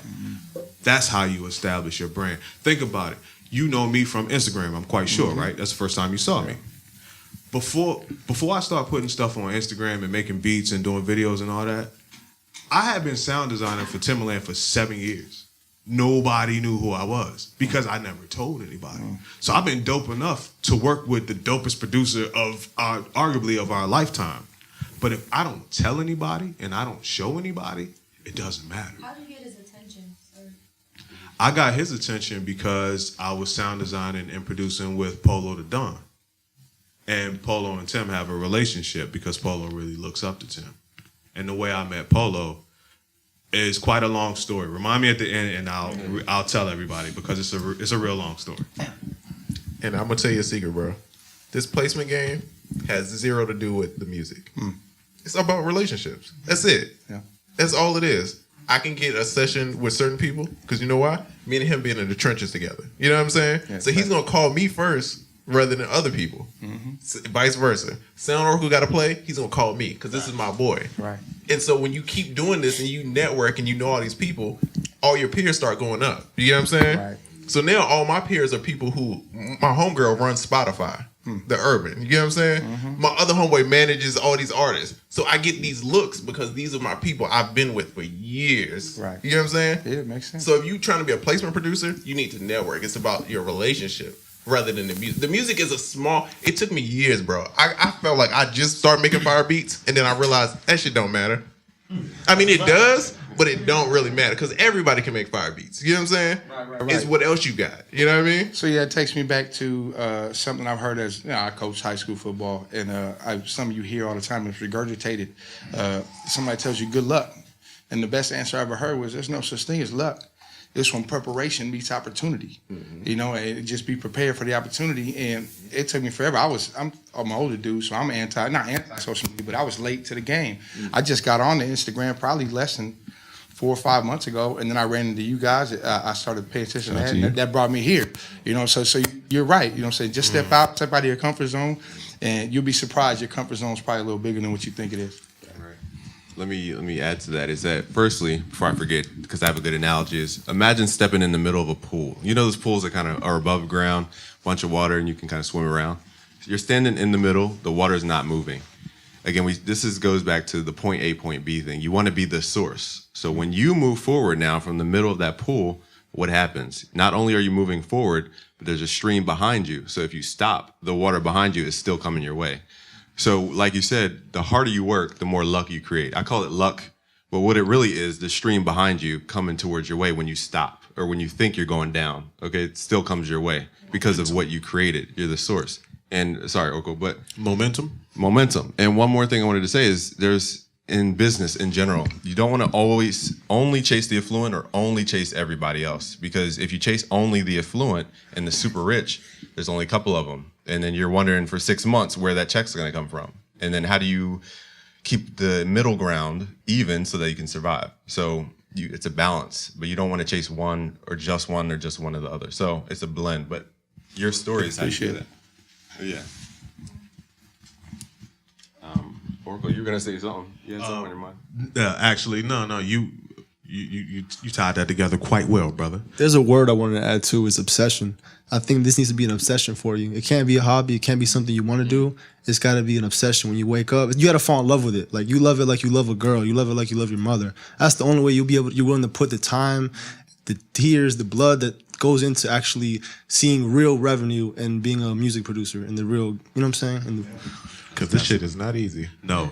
And sometimes that obsession / passion, that's what keeps you going. We all started because we had a passion. I was passionate as hell, making no money doing this. But after a while, one of the turning points, it's not a bad thing. It's one of the greatest things and one of the worst things is when you get your first check, like your first significant check. You're like, holy shit, I made a check from my music. I'm awesome. But now I got to do it again. How I'm going to do it again? Even if you know how to do it again, now it's a job. So guess what? Jobs fucking suck, okay? Because it becomes monotonous over and over and over, regardless of what the payoff is. But that passion, that thing that will have you doing it if you wasn't even getting money for it. Because think about it. Some people will not make a dime doing production, but they will never stop doing production. That's that passion. And you got to keep that thing alive. It ain't about the money, because after a while, the money, getting checks and all that, it seems good now, but that become regular. That's just your regular job. That's how you keep the lights on. That passion is what keeps you going, keep you making new fire beats, not just making beats to get some money. You know what I'm saying? So never lose sight of your passion. Never lose sight of that obsession, as Diego put it. You live in LA? Yeah. Okay, that's good. Always put yourself in a place where the music's at. Yeah. Should I move to LA? I'm starting to feel like. Where do you live? OC, Juice County. You hit. Oh, you're close enough. I gotta be honest with you, because I'm from Miami, and there was a time when the music business was really popping in Miami, but I saw it within the last like 3-4 years. It just went right back to LA. I gotta go. Sorry, I'm going where the music's at. If you're in the middle of Tuscaloosa, Ohio, wherever, how do you expect for someone to find you? You gotta put yourself in a place where people can find you, and then you work with urgency on top of that. You're good. I promise you'll be good within a couple years. And to back what he said, again, I was talking to a very high level lady who knows a lot of powerful people. She said people went from LA to New York back to LA. So, and those are the people that make decisions in the industry. So you're in the right spot. It's just a matter of figuring out how to maneuver. What time do we guys? What time do we have, guys? Oh, it's 8:25. Okay, my watch is just way off. Yeah, you're still on East Coast. But look, here's the thing too about location. Since we're talking about that, I grew up in Virginia, lived in the DMV area. Yeah, VA. Here, let's hear it. I went to college in Baltimore. I lived in Baltimore for up the hill, down the hill. For a whole bunch of years, I lived there. I couldn't make any money. None. And I'm talking 15 years, 20 years in the same spot, charging $100 for a beat. Couldn't get $100. Moved to Atlanta because Atlanta was popping at the time. 90 days I'm working with Polo the Don. 120 days I'm working with Timbaland. Location matters, son. Matters. For real. Is it true that a lot of artists come out of ATL because they all support each other kind of thing. I feel like Cali is just everybody just Yes. not collaborating. ATL, just mass support. Basically, you figure it out in Atlanta, then you move to LA when you get money. There you go. That's really. And when you get money and people are coming after your sound, all the labels are trying to work with you. You can go wherever you want. They're gonna follow you. That's the beauty of it. It's that brand. That's all the brand. Exactly. You build the brand, they're coming to you. And yesterday we were talking about magnetism. The key is to attract people to you. You shouldn't have to go chase down 1,000,000,001 different people to get them to believe you. Again, remember, it's the trust threshold. To bring these concepts into reality, you have to have tons of people believe what you believe. Okay, so I forgot where I was going with that. But if people are attracted to you, they already believe some sort of what you believe. So it's already done for you. So again, we're going to go over how to create that attraction here today. And secrets. This is better than this secret. Hold on. Do we have any questions? Because I think we had some online questions. Well, they just kicked us off. We got kicked off. So we we just just came back. So for everybody that's online on the chat, please ask some questions. I'm sorry I neglected you guys.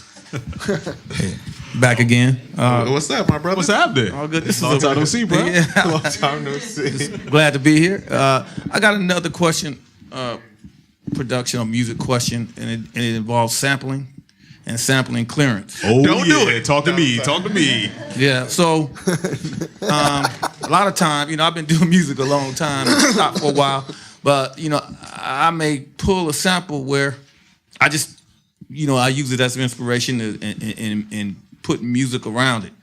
And from time to time, I may be able to pull that sample out and the music still have the feeling that I received from that sample. So my question is, sample clearance, is there a company that's a good sample clearing company that you go through, or? It doesn't matter. It's not up to you. If you use a sample as a producer, use the sample. It's up to the artist or the artist label that wants to put out the song to clear the sample. You don't clear your own samples as a producer. And take that from me, I'm for the majority of my career, not so much now, but I've been a sample-based producer. I started MPC Records. Like that's how I got down.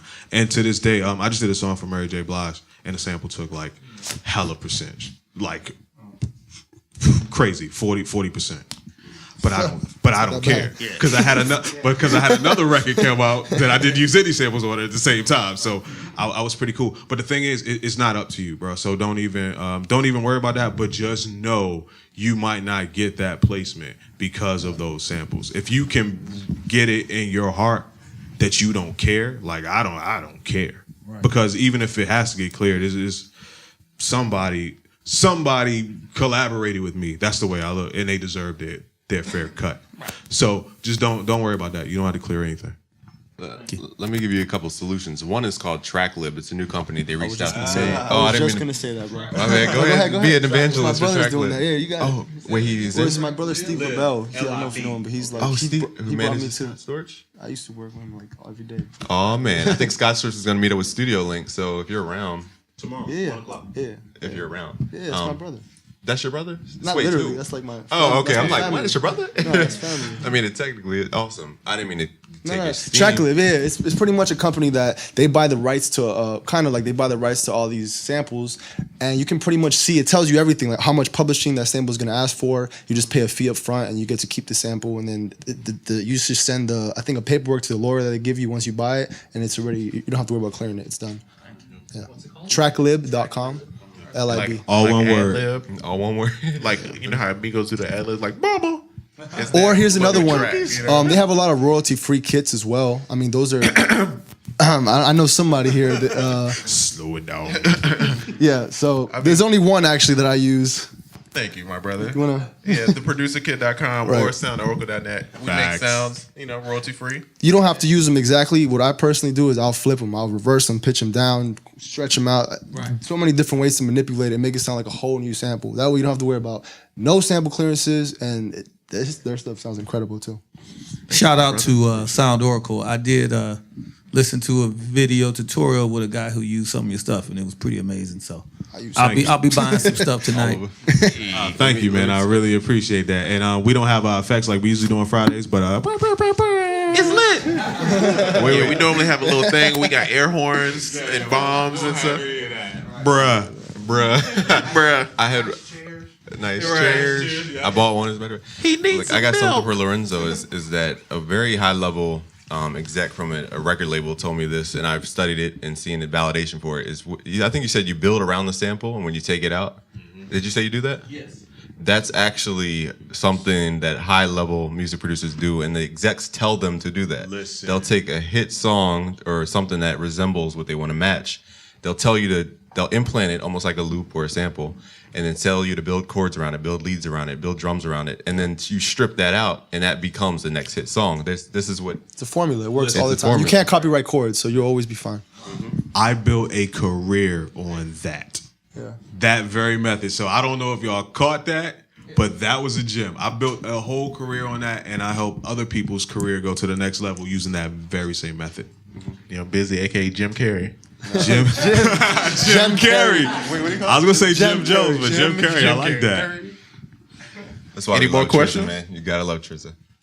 And that's again used by, current record labels. I'm not gonna put any names out there because political ties. But again, that's really something they have in that formula book. Diego just said it's really a formula, and that's just one piece to the formula. I'll give a couple ones. Who's songwriters? Stand up if you're a songwriter. That's about everybody. So we're gonna get some exercise. Hey. I need you to stand up. Now stand up if you made a great song in the last 3 months. If you believe to yourself you made a great song in the last 3 months. Okay, so you like believe that. in Nobody yourself. said Awesome. like Now here are some tricks. You can all take a seat now. That was a good way to get your blood flowing as well. But there's a couple tricks. And I don't mean to be so long-winded again. But this is another tangent. You better talk that shit, boy. Another tangent. Songs that work. Talk that shit. Okay. Is if you listen to T-Pain songs, you see it in almost every hit song that T-Pain made. It was scary how many of these things that T-Pain did. One is to say the word "you" within like the first 30 seconds or 15 seconds. And then he gives you a command.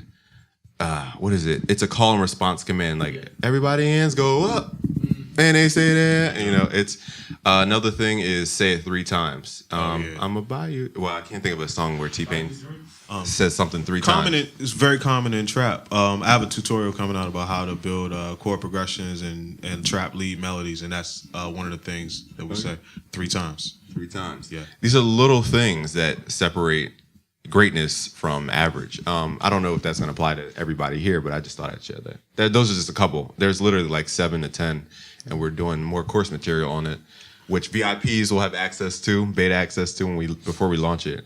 So Puneet, again, you're going to be one of those people. Shout out to the VIPs. So we break down what makes a hit song. It's really a formula. And I'm knowledge glad- is key. You have to know it. You have to know it too, so you can break it. Because you use it to apply it, but sometimes you can use it and break it. Like in trap music, if you notice, there's not really a formula anymore. It's just one giant verse, and there'll be a hit. But to do that, you have to also know like why does that work. You have to have knowledge on everything, man. It's so important. And this goes back to what Oracle said yesterday. You have to have the wisdom to adapt. Right. It's the wisdom that carries you through the sine wave of ups and downs. What we say, like Bruce Lee, be like water. You got it. Awesome, man. That's dope. So you guys might be a little biased because you're producers, but how do you guys feel the importance of lyrics? Then there's mumble rap nowadays. I'm not biased at all. How do you guys feel about that? Let me speak to mumble rap because there's a misconception and a stigma. Mumble rap is really phonetic, and what makes language is sound. It's phonetic. So that's how we can listen to German music and understand it, or listen to some foreign music. It's universal because it's sound. It's phonetic. It's based on sound. So that's giving credit to mumble rap, firstly. Yeah. But secondly, words are powerful. Words are spells. That's why they call it spelling. You're casting a spell with what you say. That's why if you curse someone, you're literally putting a curse on them. If you bless someone, you're putting a blessing on them. Those are considered almost witchcraft things. Lyric matters. Words matter. Every word that I say has there's powerful phrases. You, thank you, new, free. These are all powerful words. And when people incorporate this into music, their goal is to become more familiar with their audience so that we went over this yesterday. It's a long answer, but everyone has this ego that's blocking them from receiving. Our goal is to lower their ego through lowering that threshold of trust so that we can give them something they don't even want to receive. And that's the power of music. Again, I can't go into everything about it, and now I'm kind of on the spot. I forgot what I was going on about. What was your question? Lyric. Okay. So there's certain words that we can do to people to where they emotionally let down their guard, pull down that threshold. That's why Lil Pump can be so massively successful. You know, It's the ad-lib king. It's really science. I don't want to kind of give it away because that's what separates, again, average from excellent. Again, some keywords: you, free, new, mystery, anticipation, curiosity. So there's hidden elements in lyrics. It's not just random words, and it's not just sound. Oh, it's not to cut you off, Busy. I would also like to say too, lyrics. Some people, it's just the vibe. Like, oh, lyricism. If you were from this time, then you're about lyricism. If you're from this time, it's mumble rap. The thing is, it's not about lyricism and it's not about mumbling. It's full circle. Think about it. Hip hop started with fun. People were just trying to have fun. The dumb stuff, Sugar Hill Gang. So I go through the Knicks play basketball. It was about having fun, dressing crazy and having fun. And then you got conscious, and then you got bars. And it's back to having fun again. Now it's about the vibe. I don't have to say a 14-syllable word now to get the vibe. People want the vibe. They don't care they kind of care, but they don't really care what you're talking about. How does it make you feel? Then eventually it's going to go to something else, and it's going to come back around. Phones got big, they got small, then they got big again. That's what music is. You know something I don't think a lot of people know? I feel like melody is king, right? Most songs that I've ever seen done, the melody is done first. And then the words is filled in later. I see people write words out and they be like, all right, I'm going to fit this in this beat. That's too much. You know what I'm saying? Because you're going to overword it. Write the melody, figure out what the melody is going to be, and then write the words to that melody. I mean, I'm sure some people know that, but I feel like some people don't know that. No, you're right. That is a gem. That huge artist. Almost every huge artist. Sean Garrett, Rock City, Esther Dean, they all write melody first. And then they fill in the words. Melody is king. So it matters. It really matters, but melody is king. I just thought of something about hip hop because you were saying how hip hop was a ha ha ha ha, and all that. But rhyming, this seems so basic, but it's stuff that is basic that we don't observe because we just take it for granted. Rhyming is actually a super powerful, unconscious, subconscious way of breaking down that barrier that I spoke about and communicating.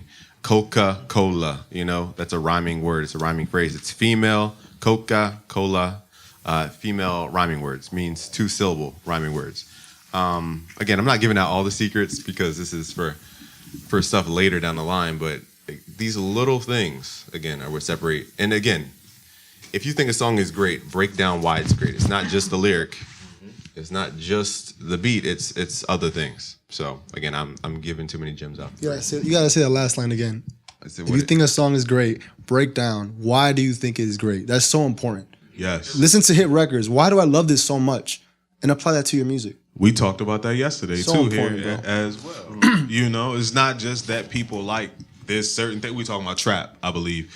Well, why do people like it? Well, is it the 8 about that song? Is it the bounce? Is it this? Is it relatable? That's the biggest question for lyrics. Is it relatable? If it's not, if I'm not in the club or wherever you want someone to be at that moment, and if I'm not there and I feel like I can't say what you're saying in that song, you probably shouldn't say it. You know what I'm saying? Is it relatable? That's the most important thing. This just reminded me of something. Arjae was speaking about this yesterday. Remember you said you want to be relatable in the language you use on your sales pages or your lead magnets, whatever it is. Remember you talked about the for show thing? True. Break that down for us.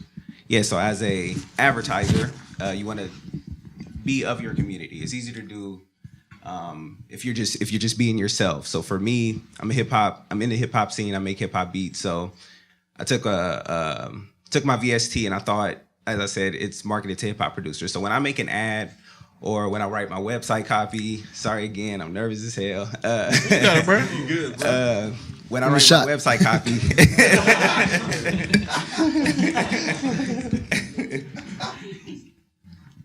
Thug it out, bro. Thug it out, bro. Do it. Peer pressure. Hey. All right, he good now.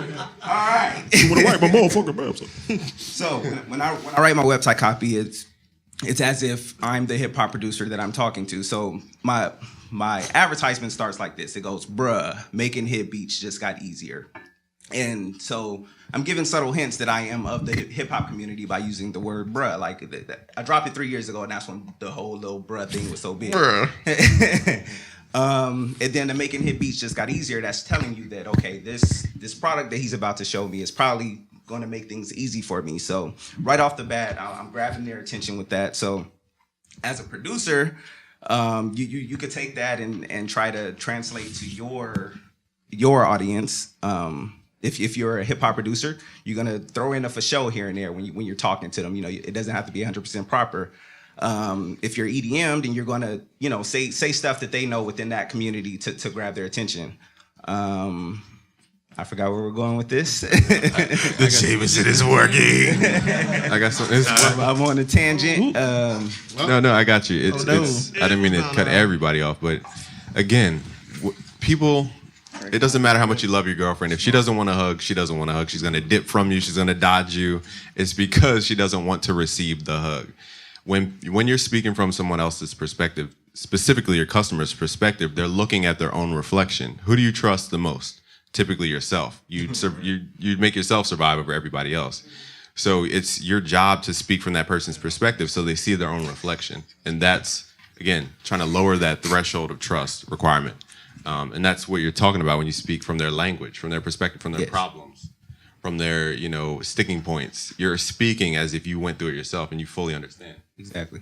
It's authenticity through lyric. And that's how Lil Pump can get away with rather go and buy Balmain. Gucci gang, Gucci gang, Gucci gang. I see y'all. I see him force you to raise your hand. Go ahead, ask the question. What's up? Don't be shy. I wanted to know a little bit more about the business side and how each of you prepared for that. And more so, like, did you learn from other people as you built relationships, or were there certain tools that you use? Were there just books? Because right now for me, like, I know that I'm just using books. I'm still working on the building relationships part, but I want to know a little bit more about how you did it, or how now that you're further in the business, like, how would you advise other people to do it? What's your name? Ashley. Ashley. Okay, cool. I learned from experience. I moved to Atlanta on my birthday, 2007, right? 2 days within that, I was an intern at Disturbing the Peace with Ludacris, right? I seen a guy passing out CDs, and I was like, yo, how do I join? I started passing out CDs, and then I realized to being a first-year student, you have to intern. So I could get all my friends to intern, right? So I got them 20 interns, so I got a check for getting them 20 interns, right? And that's how I learned so much about being in the industry, is because I was around these people who were doing stuff that I'd never even seen before. To me, the music industry was like a made-up thing, you know what I mean? I'm from a small place in Virginia, you know what I mean? 8,000 people. I'd never seen any of that. So that jumped me up. I learned so much more being around that. And then I took that situation and the people I met, and then I went to the next situation, which was a guy named K-Fam who was at NAMM just recently. And I met Brian Michael Cox and all these people through that. And I used that to leverage my next situation, which is Rico Love, who I met him and all these other people from. You know what I'm saying? So that, for me, is all hands-on experience. To me, I mean, the books tell you stuff, but again, a lot of the time, the people that's writing these books, they don't know nothing. Just like people at the record labels, they don't really know this. We do this every day. You know what I'm saying? So the best way to do it is to really get out, get your hands dirty, politic with these people. You got to be in the studio. Man, we barely slept this week. I've been in the studio 2 sessions a day, every day, pretty much. I probably sleep about 4 hours since I've been here. Facts. I was gonna say books are great. Books are a good starting point, but you got to interact. Because with a book, it's just you. It's not you and somebody else. You're not really meeting anybody. That book, other than tell you what's written in it, can't do anything else for you. I too learned from experience. Just like Triza, he came in 2007, right? I got to Atlanta in 2008. I didn't know what the hell I was going to do, to be honest with you. And I had somebody depending on me. But I found where the studios were, drove up and down every day, knocked on all the doors and talked to all the people every day until somebody finally let me in and I played my beats. Then I build with the guy at the front desk. And then he tells another guy about me and I build with him. And then he tells another guy. And then he tells Polo. And then Polo tells Timbaland. That's what it is. You can't do that with a book. You can get the knowledge, but at a certain point, you got to move your feet and get out there in the world, because your success is you interacting with other people. And the gems is out there. It's people like busy. It's people like, you know what I mean? The gym's not, but you got to put your foot on the pavement. You know what I mean? That's the only way it's going to happen. That's what's going to separate you from everybody else. I'm gonna be honest. I learned most of my stuff from mistakes. I made a hell of a lot of mistakes in this business, but once I saw, like, man, I probably shouldn't have did that. That's when I was like, okay, now I know for next time I never did it again. But everybody makes mistakes. You're gonna make mistakes. It's impossible to get away from it. Just learn from it, and then that's just the way. Like you said, experience. Smart. I think on the way up here, Busy, we were talking about failure, and the only way to make sure you never fail is to never try anything. So you can read all the damn books you want, but if you don't move, you ain't gonna fail, but you ain't gonna succeed either. So you know what I mean? And you gotta get numb to that failure. Man, we fail like two times a week at something publicly. On the way here, we took the wrong turn. We make sure we fail publicly. We tell people we're gonna do stuff. We don't know if it's gonna work, but that's the thing. You get numb to that failure and you keep trying because, like we were also talking about yesterday, the more you do and the more you accomplish and the more things you get done, that breeds confidence, and the confidence breeds more action, and then you get stuck in the loop. And now you're moving. You're not just reading and learning. You actually moving out here in this world. And I'll say probably 4 points to that. So imagine, a chalkboard with a bunch of dots. Okay, that's your education. That's book learning. That's learning from anything. What connects the dots is experience. So that's the first part. Second part is, who did I learn from? I have mentors, people who have done it, who actually have done it and actually created the results for themselves. They have the what did you call it? A map? Oracle, you called it like a treasure map. Somebody already has a treasure map, or the toolbox, or actually like a treasure map. They have the mapped out path, blueprint, for you to go from point A to point B. I've had mentors. Frank Kern is my ultimate favorite mentor. Jay Abraham, Dan Kennedy, Ryan, I'm losing his name, Ryan Dice, Jeff Walker, Dan Pena. So, and who else? I feel like I'm forgetting somebody. Triza. But those are all people who have shown me how to get to where they've gotten to. Okay, and they can only show you their path. That's the misconception. There's multiple ways to get to the same ending. And one more point I was going to make is that books are, 2 more points. This is where the 4 points came from. So every day in business, when we're interacting and doing different things, we learn so fast that writing a book would take longer than learning at our pace of learning. So it's always outdated, but don't take books for granted, because books are trying to convey wisdom or principles that never change. So whenever you feel stuck, like mentally, this is what got me out of my depression after college, when I felt like there was a ceiling above my head, like I couldn't go any further. It was really just reading. I know that sounds so basic, but reading it opens you up, almost like gives you headroom, just like on your master track. How can we relate this to music? That was a good one. Instead of hitting 0 dB, now you're hitting negative 12 dB. Now you have a lot of room to do stuff in, and that's what you need mentally. So I did that again through reading books. But again, there's all those pieces. There's good parts of the books, bad parts of the books. We're learning at faster rates than we can even write it down.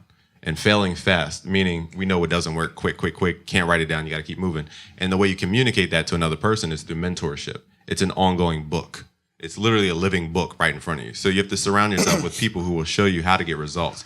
Doesn't mean they have to be in person. It could be online, like Oracle said. So those are my 4 to 5 points. I lost track. I think more importantly than getting books about like the business is getting books about there's a lot of books that kind of can relate the emotions people go through, like, especially as producers. It's not easy. You're going to go through a lot of emotions. You're going to be depressed. We've all done it. But there's books that can kind of like help you through that too. Like, to me, there's a book called The Subtle Art of Not Giving a Fuck. I think you guys should. Mark Manson. Please check that book out. It helps me a lot through making beats and getting through how hard the business is. That, and then the what's the book I told you about too? The Alchemist. That's one of my favorite books of all time. I think those 2 books, after you read them, you understand, like, okay, now I really know what it takes to be a producer, at least on the emotional tip, because to me, that's more than half the battle.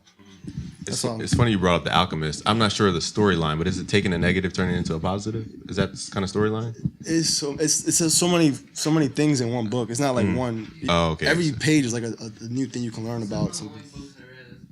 Yeah. Awesome. And I said this yesterday. I don't mean to be reiterating, but I want to make sure I create as much value as possible.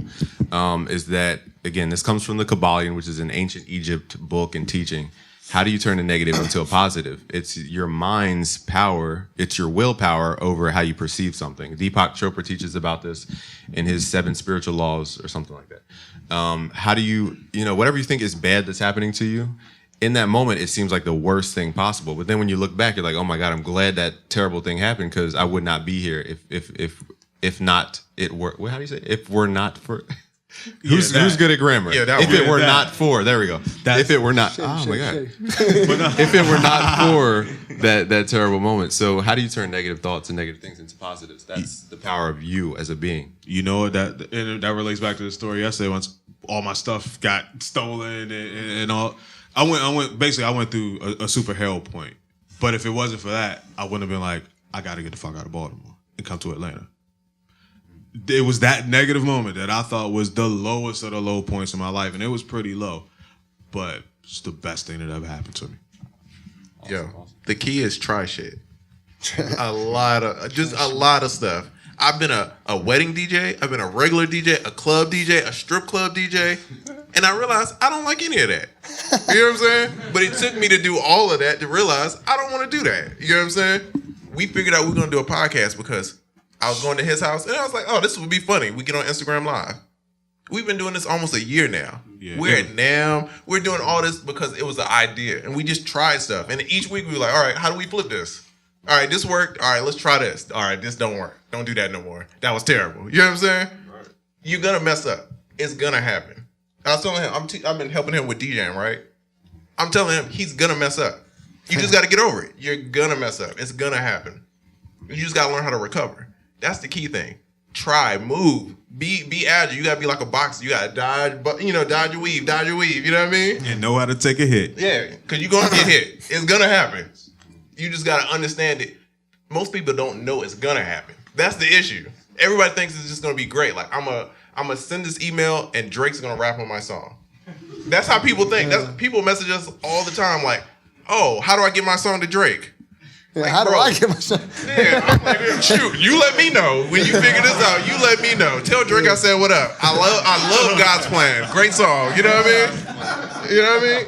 So you gotta move. You gotta be agile and just keep doing things. And if somebody tells you that it's easy, they're lying to you. It's not, but it's not super hard either. It just you gotta be consistent. It's simple, but it's not easy. That's what I was about to say. Making money is simple. It's not easy. Lorenzo, did you have a question real quick? Yeah. I mean, I just watched a random video of a producer.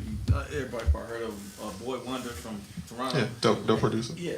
He was on there. It was a tutorial. He was just saying, okay, I'm gonna show you how to make a beat in 10 minutes. And what he was saying something about, he was going through some sounds and he found some sounds that inspired him. And he had a guitar player and somebody else.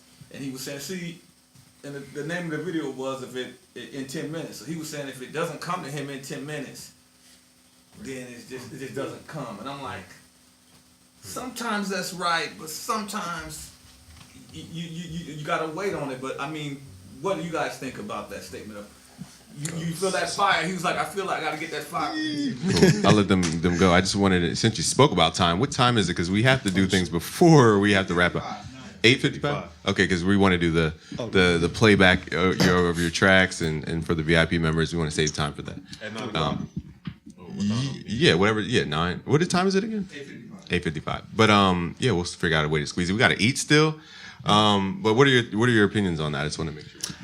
I think that as long as you pull up to a session and every time you play a track, their heads are like, what the F is that? That sounds crazy. That's all that matters, bro. It doesn't matter if it takes 5 minutes, 30 minutes, an hour. Sometimes it take me 10 seconds to come up with an idea. Oh, wow, it just came to me. Other times I'm like, yo, I can't think of nothing. I'll start going through some of their samples and I'll just come up, oh, what is this? Okay, let me flip it. Boom. You know what I'm saying? It don't matter. Don't worry about how long it takes. I've taken an hour to make a beat before, bro. It don't matter. But as long as it gets placed, that's all that matters. I mean, and that's a fact. Don't take someone else's formula and 100% apply it to you. And like, well, what the hell is wrong with me? I can't do it in 10 minutes. Like you said in the video, yeah, he had a guitar player and a this and a that, and he probably had a this and a that. And you don't have a this and a that. You got a those and a them. You know what I'm saying? So don't try to apply that formula. I mean, try it out. Like Triza was saying, try shit. Maybe you're a 10-minute guy. Maybe you're an hour. Maybe you're a day. Whatever you find what you are. Because the thing is, whatever you get successful doing or whatever you have to do, that job that we talked about, whatever you get stuck with doing, that should be something that is comfortable for you, that you want to do. So just find where you are. And that applies to how long it takes to make a beat, what type of beats you make, and what your brand is and all that. Find you and all that. See what other people are talking about, but don't lose yourself in other people. I have something a little more technical, probably not so creative, is that I've noticed, just something I've noticed, that after the hour mark, I tend to take the song to the different level. And my perception is that maybe after the hour, I'm looking at the song that I created almost like it's a new song. Like I looked at the canvas that was blank and I created something. Now I'm looking at this new canvas and I'm trying to create something on that. So it changes. You're not, you know what I mean? You're looking at it like it's two separate things. I've just found that at the hour mark, but I think that's through practice and whatnot. I've never listened to a song and be like, you know what they did with that beat? They took 10 minutes. I've never done that. Nobody cares, bro. As producers, we overthink shit. You know what I mean? And I keep cursing. I'm sorry, but you know what I mean. Well, we do that overthink on this shit. show. You know what I mean?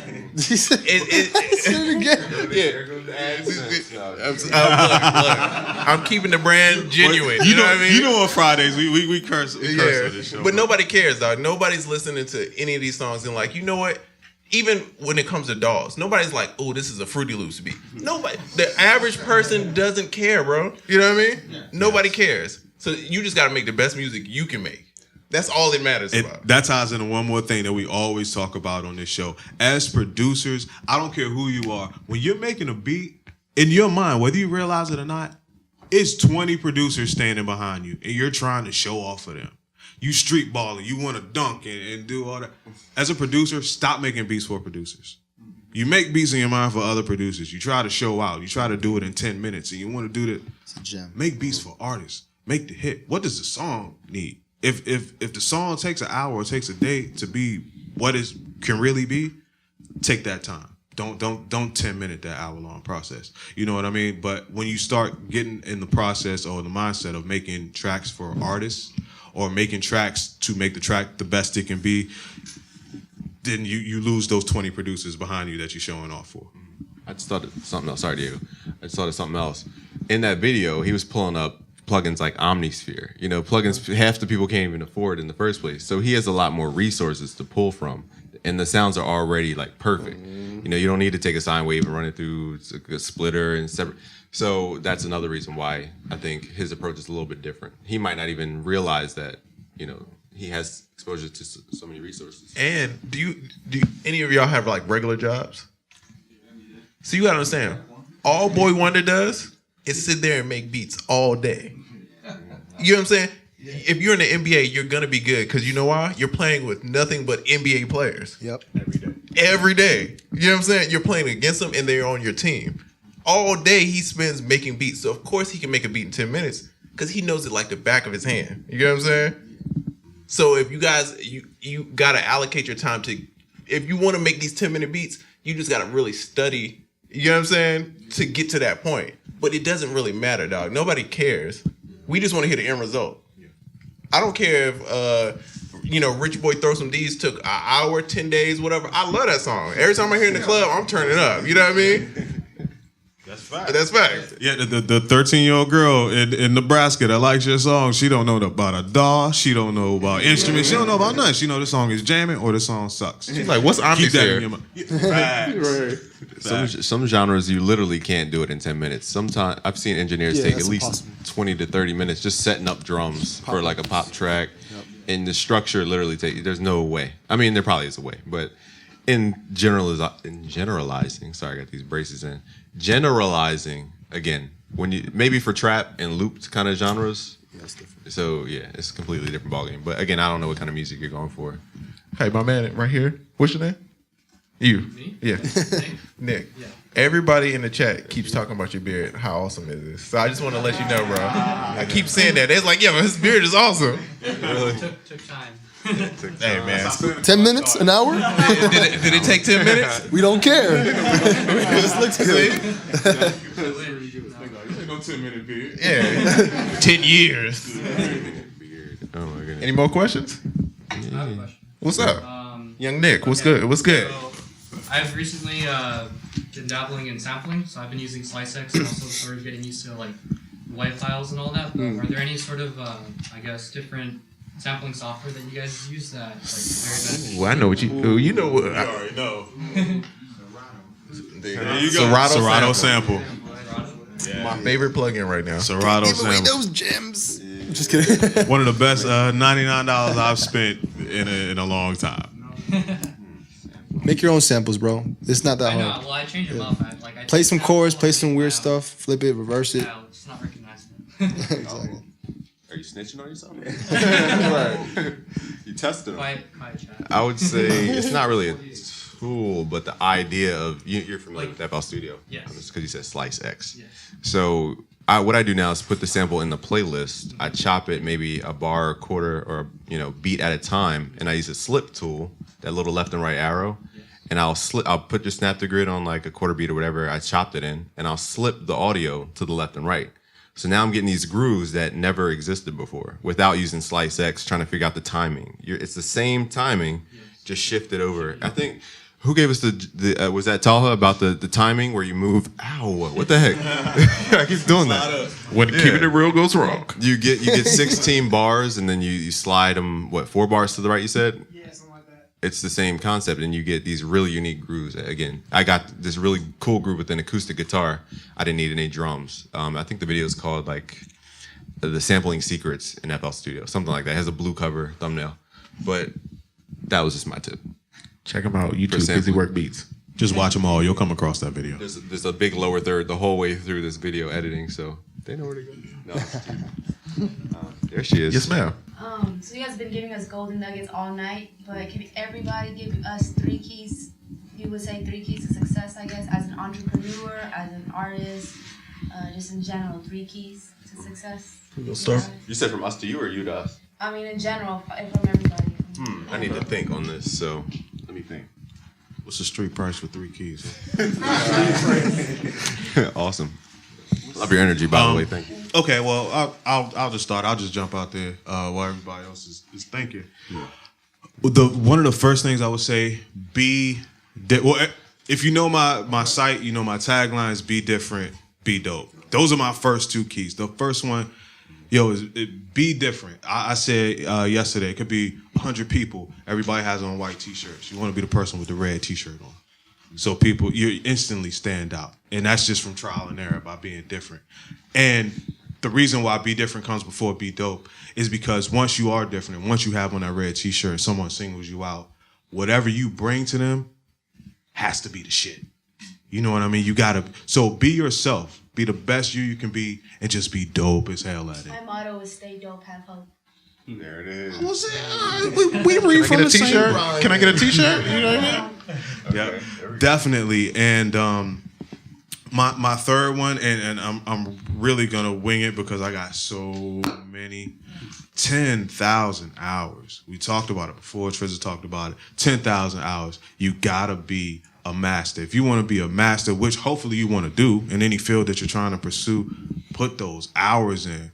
Don't be the person like, well, I have to work. I'm so tired and I have to wake up so early, and then you don't really want you don't deserve what you want. I should say that. And that's real. I don't know if y'all caught that, but you can want something like whatever, but if you're not willing to do whatever for it, you really don't deserve it. That's my 3. Let's see. One, this is the music business, right? People forget the business part, right? You have to treat this like a job. I get up at the same time every day. I've been staying. He let me stay at his crib, right? We've been working every day. 9 o'clock, I'm up making beats, right? And then we go to a session. I'm making beats. After that, we do another session. I'm making beats. You know what I'm saying? I treat it like a business. We both have assistants. We both we're on it. You know what I'm saying? I'm more on it than anybody else could be because nobody's gonna look out for me more than I am. You know what I'm saying? So you have to make sure that you're on your shit. You know what I mean? Because this industry is crazy. People really gonna try to get over on you. They're gonna try. Yeah. You just gotta understand how this works so you can make sure it don't happen as bad as it could. Because it's gonna happen. You're gonna get you gonna catch it one way or another. Oh, you gotta be you got extra double. careful. You know what I'm saying? But just know that it's gonna happen and just know how to prepare yourself. So that's one. Two, I would say. I mean, it's kind of the same thing as him. Just practice. You have to. You can't win if you don't play. You know what I mean? You have to always be out there trying. And it's very frustrating. Sometimes I don't want to make music. Sometimes I'm just like, I'm sick of this. But I still got to do it. This is what I do. I don't do anything else. I don't know how to do anything else. If it's not DJing and making beats, I really don't know. You know what I mean? And three, man, enjoy yourself, man. Make sure you having fun with this. Because it's very easy to get caught up in this music stuff and not love this no more. And I've been there. So make sure you love it. And if it's getting too much, step away for a second. I've definitely stepped away. But come back, you know what I mean? Refocus and get back in the game. My first one is, I think, know your worth. I've always felt like my first time I ever placed a beat, or sold the beat, I should say, I was in high school. I sold it for like $800, and to me in high school that was amazing. Nobody was doing that. So I've always said, you know what? I'd rather sell one beat for 10 grand than sell 1,000 $200 beats. Fact. I want to be the designer. I don't want to be. I don't want to say no names, but you know those little Mickey Mouse knockoffs. You know what I'm saying? So know your worth, and always, even before other people know what you're worth, you should know your worth. The other thing is work with urgency, and work with urgency and make it an obsession. That's my favorite word, is obsession. If it's not obsession, then what are we doing? What are we doing? Because you're making money out of something that people do for fun. Like, it's hard to do that. It's creative business. You got to work with urgency. And the last one I say is give back. Because once you get all this, then what? Help out people around you. Bring up the people with you that's been around you. You know what I'm saying? Somebody did it for me. That's just the rule. You got to bring up people around you. So that's my thing. Y'all got me. Are you worth being got? Yeah. All I do, I took a leap of faith and I left my 9 to 5 and fully do this. If you follow me on Instagram, VH1Million. Now you got to move here. Yeah, I'm at the studio 24/7, so I do this. Awesome. Y'all hear that hunger? Y'all hear that hunger? You see the fire in the eyes right there? And Diego spoke about what was the last point you made? To give back. Can we give back? So that's what this event is all about. Firstly, what was the second one? That's the one I'm It was thinking to work with urgency and obsession. Right, and and there's a philosophy called burning the boat behind you. We spoke about this yesterday about the only way you get into entrepreneurship is when your back is against the wall. Something in your life has to push you to where you have to create a solution to survive.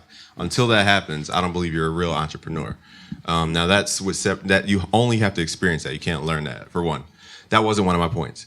But I wanted to touch on what Diego said, and that's a philosophy called Stoicism, which creates learning urgency. You know, like they create their own eulogies, you know, because they picture death like, I'm going to die. There gives you urgency. There's a time gap. Now you can measure, okay, I'm going to die at this point. Let me get all this stuff done before I die. You know, that's one point. So philosophy is very in-depth. But my 3 points are PDS. That's how I remembered it, because I lose track of my thoughts. So PDS, I gave myself an acronym. One is policy. This is going to be very boring, but like this is what keeps the business alive. P is policy. You need to create, you know, basically you teach, right? Yeah. So you have to have systems in your business that teach people a repetitive thing. For example, I have a support team. I had to literally sit down one day and say, I'm going to work on my business, not in my business. I'm going to create this whole manual to say to my support team, if you get this question, here's the answer. If you do this, do this, do that. You literally have to work on your business. And that's curriculum. SOP, standard operating procedures. Maybe. You know, this is I do the same thing. I call them SOPs. SOPs. Yeah. And this is how the country is run. It's run through policy, law, instructions. So first is policy. Second is distribution. You spoke about what was it? Ah, man, I'm losing my train of thought. But having your own lane, and Triza talked about getting screwed over by companies. Distribution is the way you don't get screwed over. How is it that I can do whatever I want to do and have the option to bring in these brands and have the option? We're not like under somebody's authority, and that's because of distribution. When you have direct access to the end user, and I can speak to you directly through email, through communication, or in person, and I can talk to you and solve your problems directly. Why do I need a middleman called iTunes or a middleman called Spotify or whatever? controlling your distribution is what, and I hate to make this so vulgar, but this is what separates, dime dealers on the corner from kingpins. If we're talking about drugs, maybe somebody at home will understand that. It's distribution. Trap. Busy be talking owning outlets to get your product there. Because again, if people can't receive you, it doesn't matter how good your product is. You have to be able to get your product somewhere where it's going to be of value, and that's distribution. And that's why I have, brothers here, Diego. He talks to people that I've never talked to. I don't know, and this content's going to be shown to those people. That's why I have friends here. Triza, again, Sound Oracle, the outreach is different. Those are communities I can't touch physically or, through advertising or whatever. But why spend $6 on advertising, speaking to the same person, trying to convert them into a customer when you can spend $3 and this is very advanced. Never mind. I'm not going on that tangent, but $3 in equity cost to do the same thing. That's the battle between taking a percentage and trying to build your own distribution. Like when you would go with the distributor versus doing it yourself. Again, that's goes to the last point, which is scale. Scale. You take an idea that works. You figure out, first of all, you got to throw stuff against the wall. It's not going to work at first. And then you find a small thing that does work. It gains traction. Then you put all your energy into the things that do work. And what was it, the 80-20 rule you gave us yesterday? The 20% of the things, what is it? How do you say it? The 20% of the things that you do will bring you 80% of your income and vice versa. Right. And I can guarantee there's 90% of the things you're doing in business right now to stay busy are not, they're not growing your company. So this is why you need to start measuring. You need to start really seeing this activity does this for my company.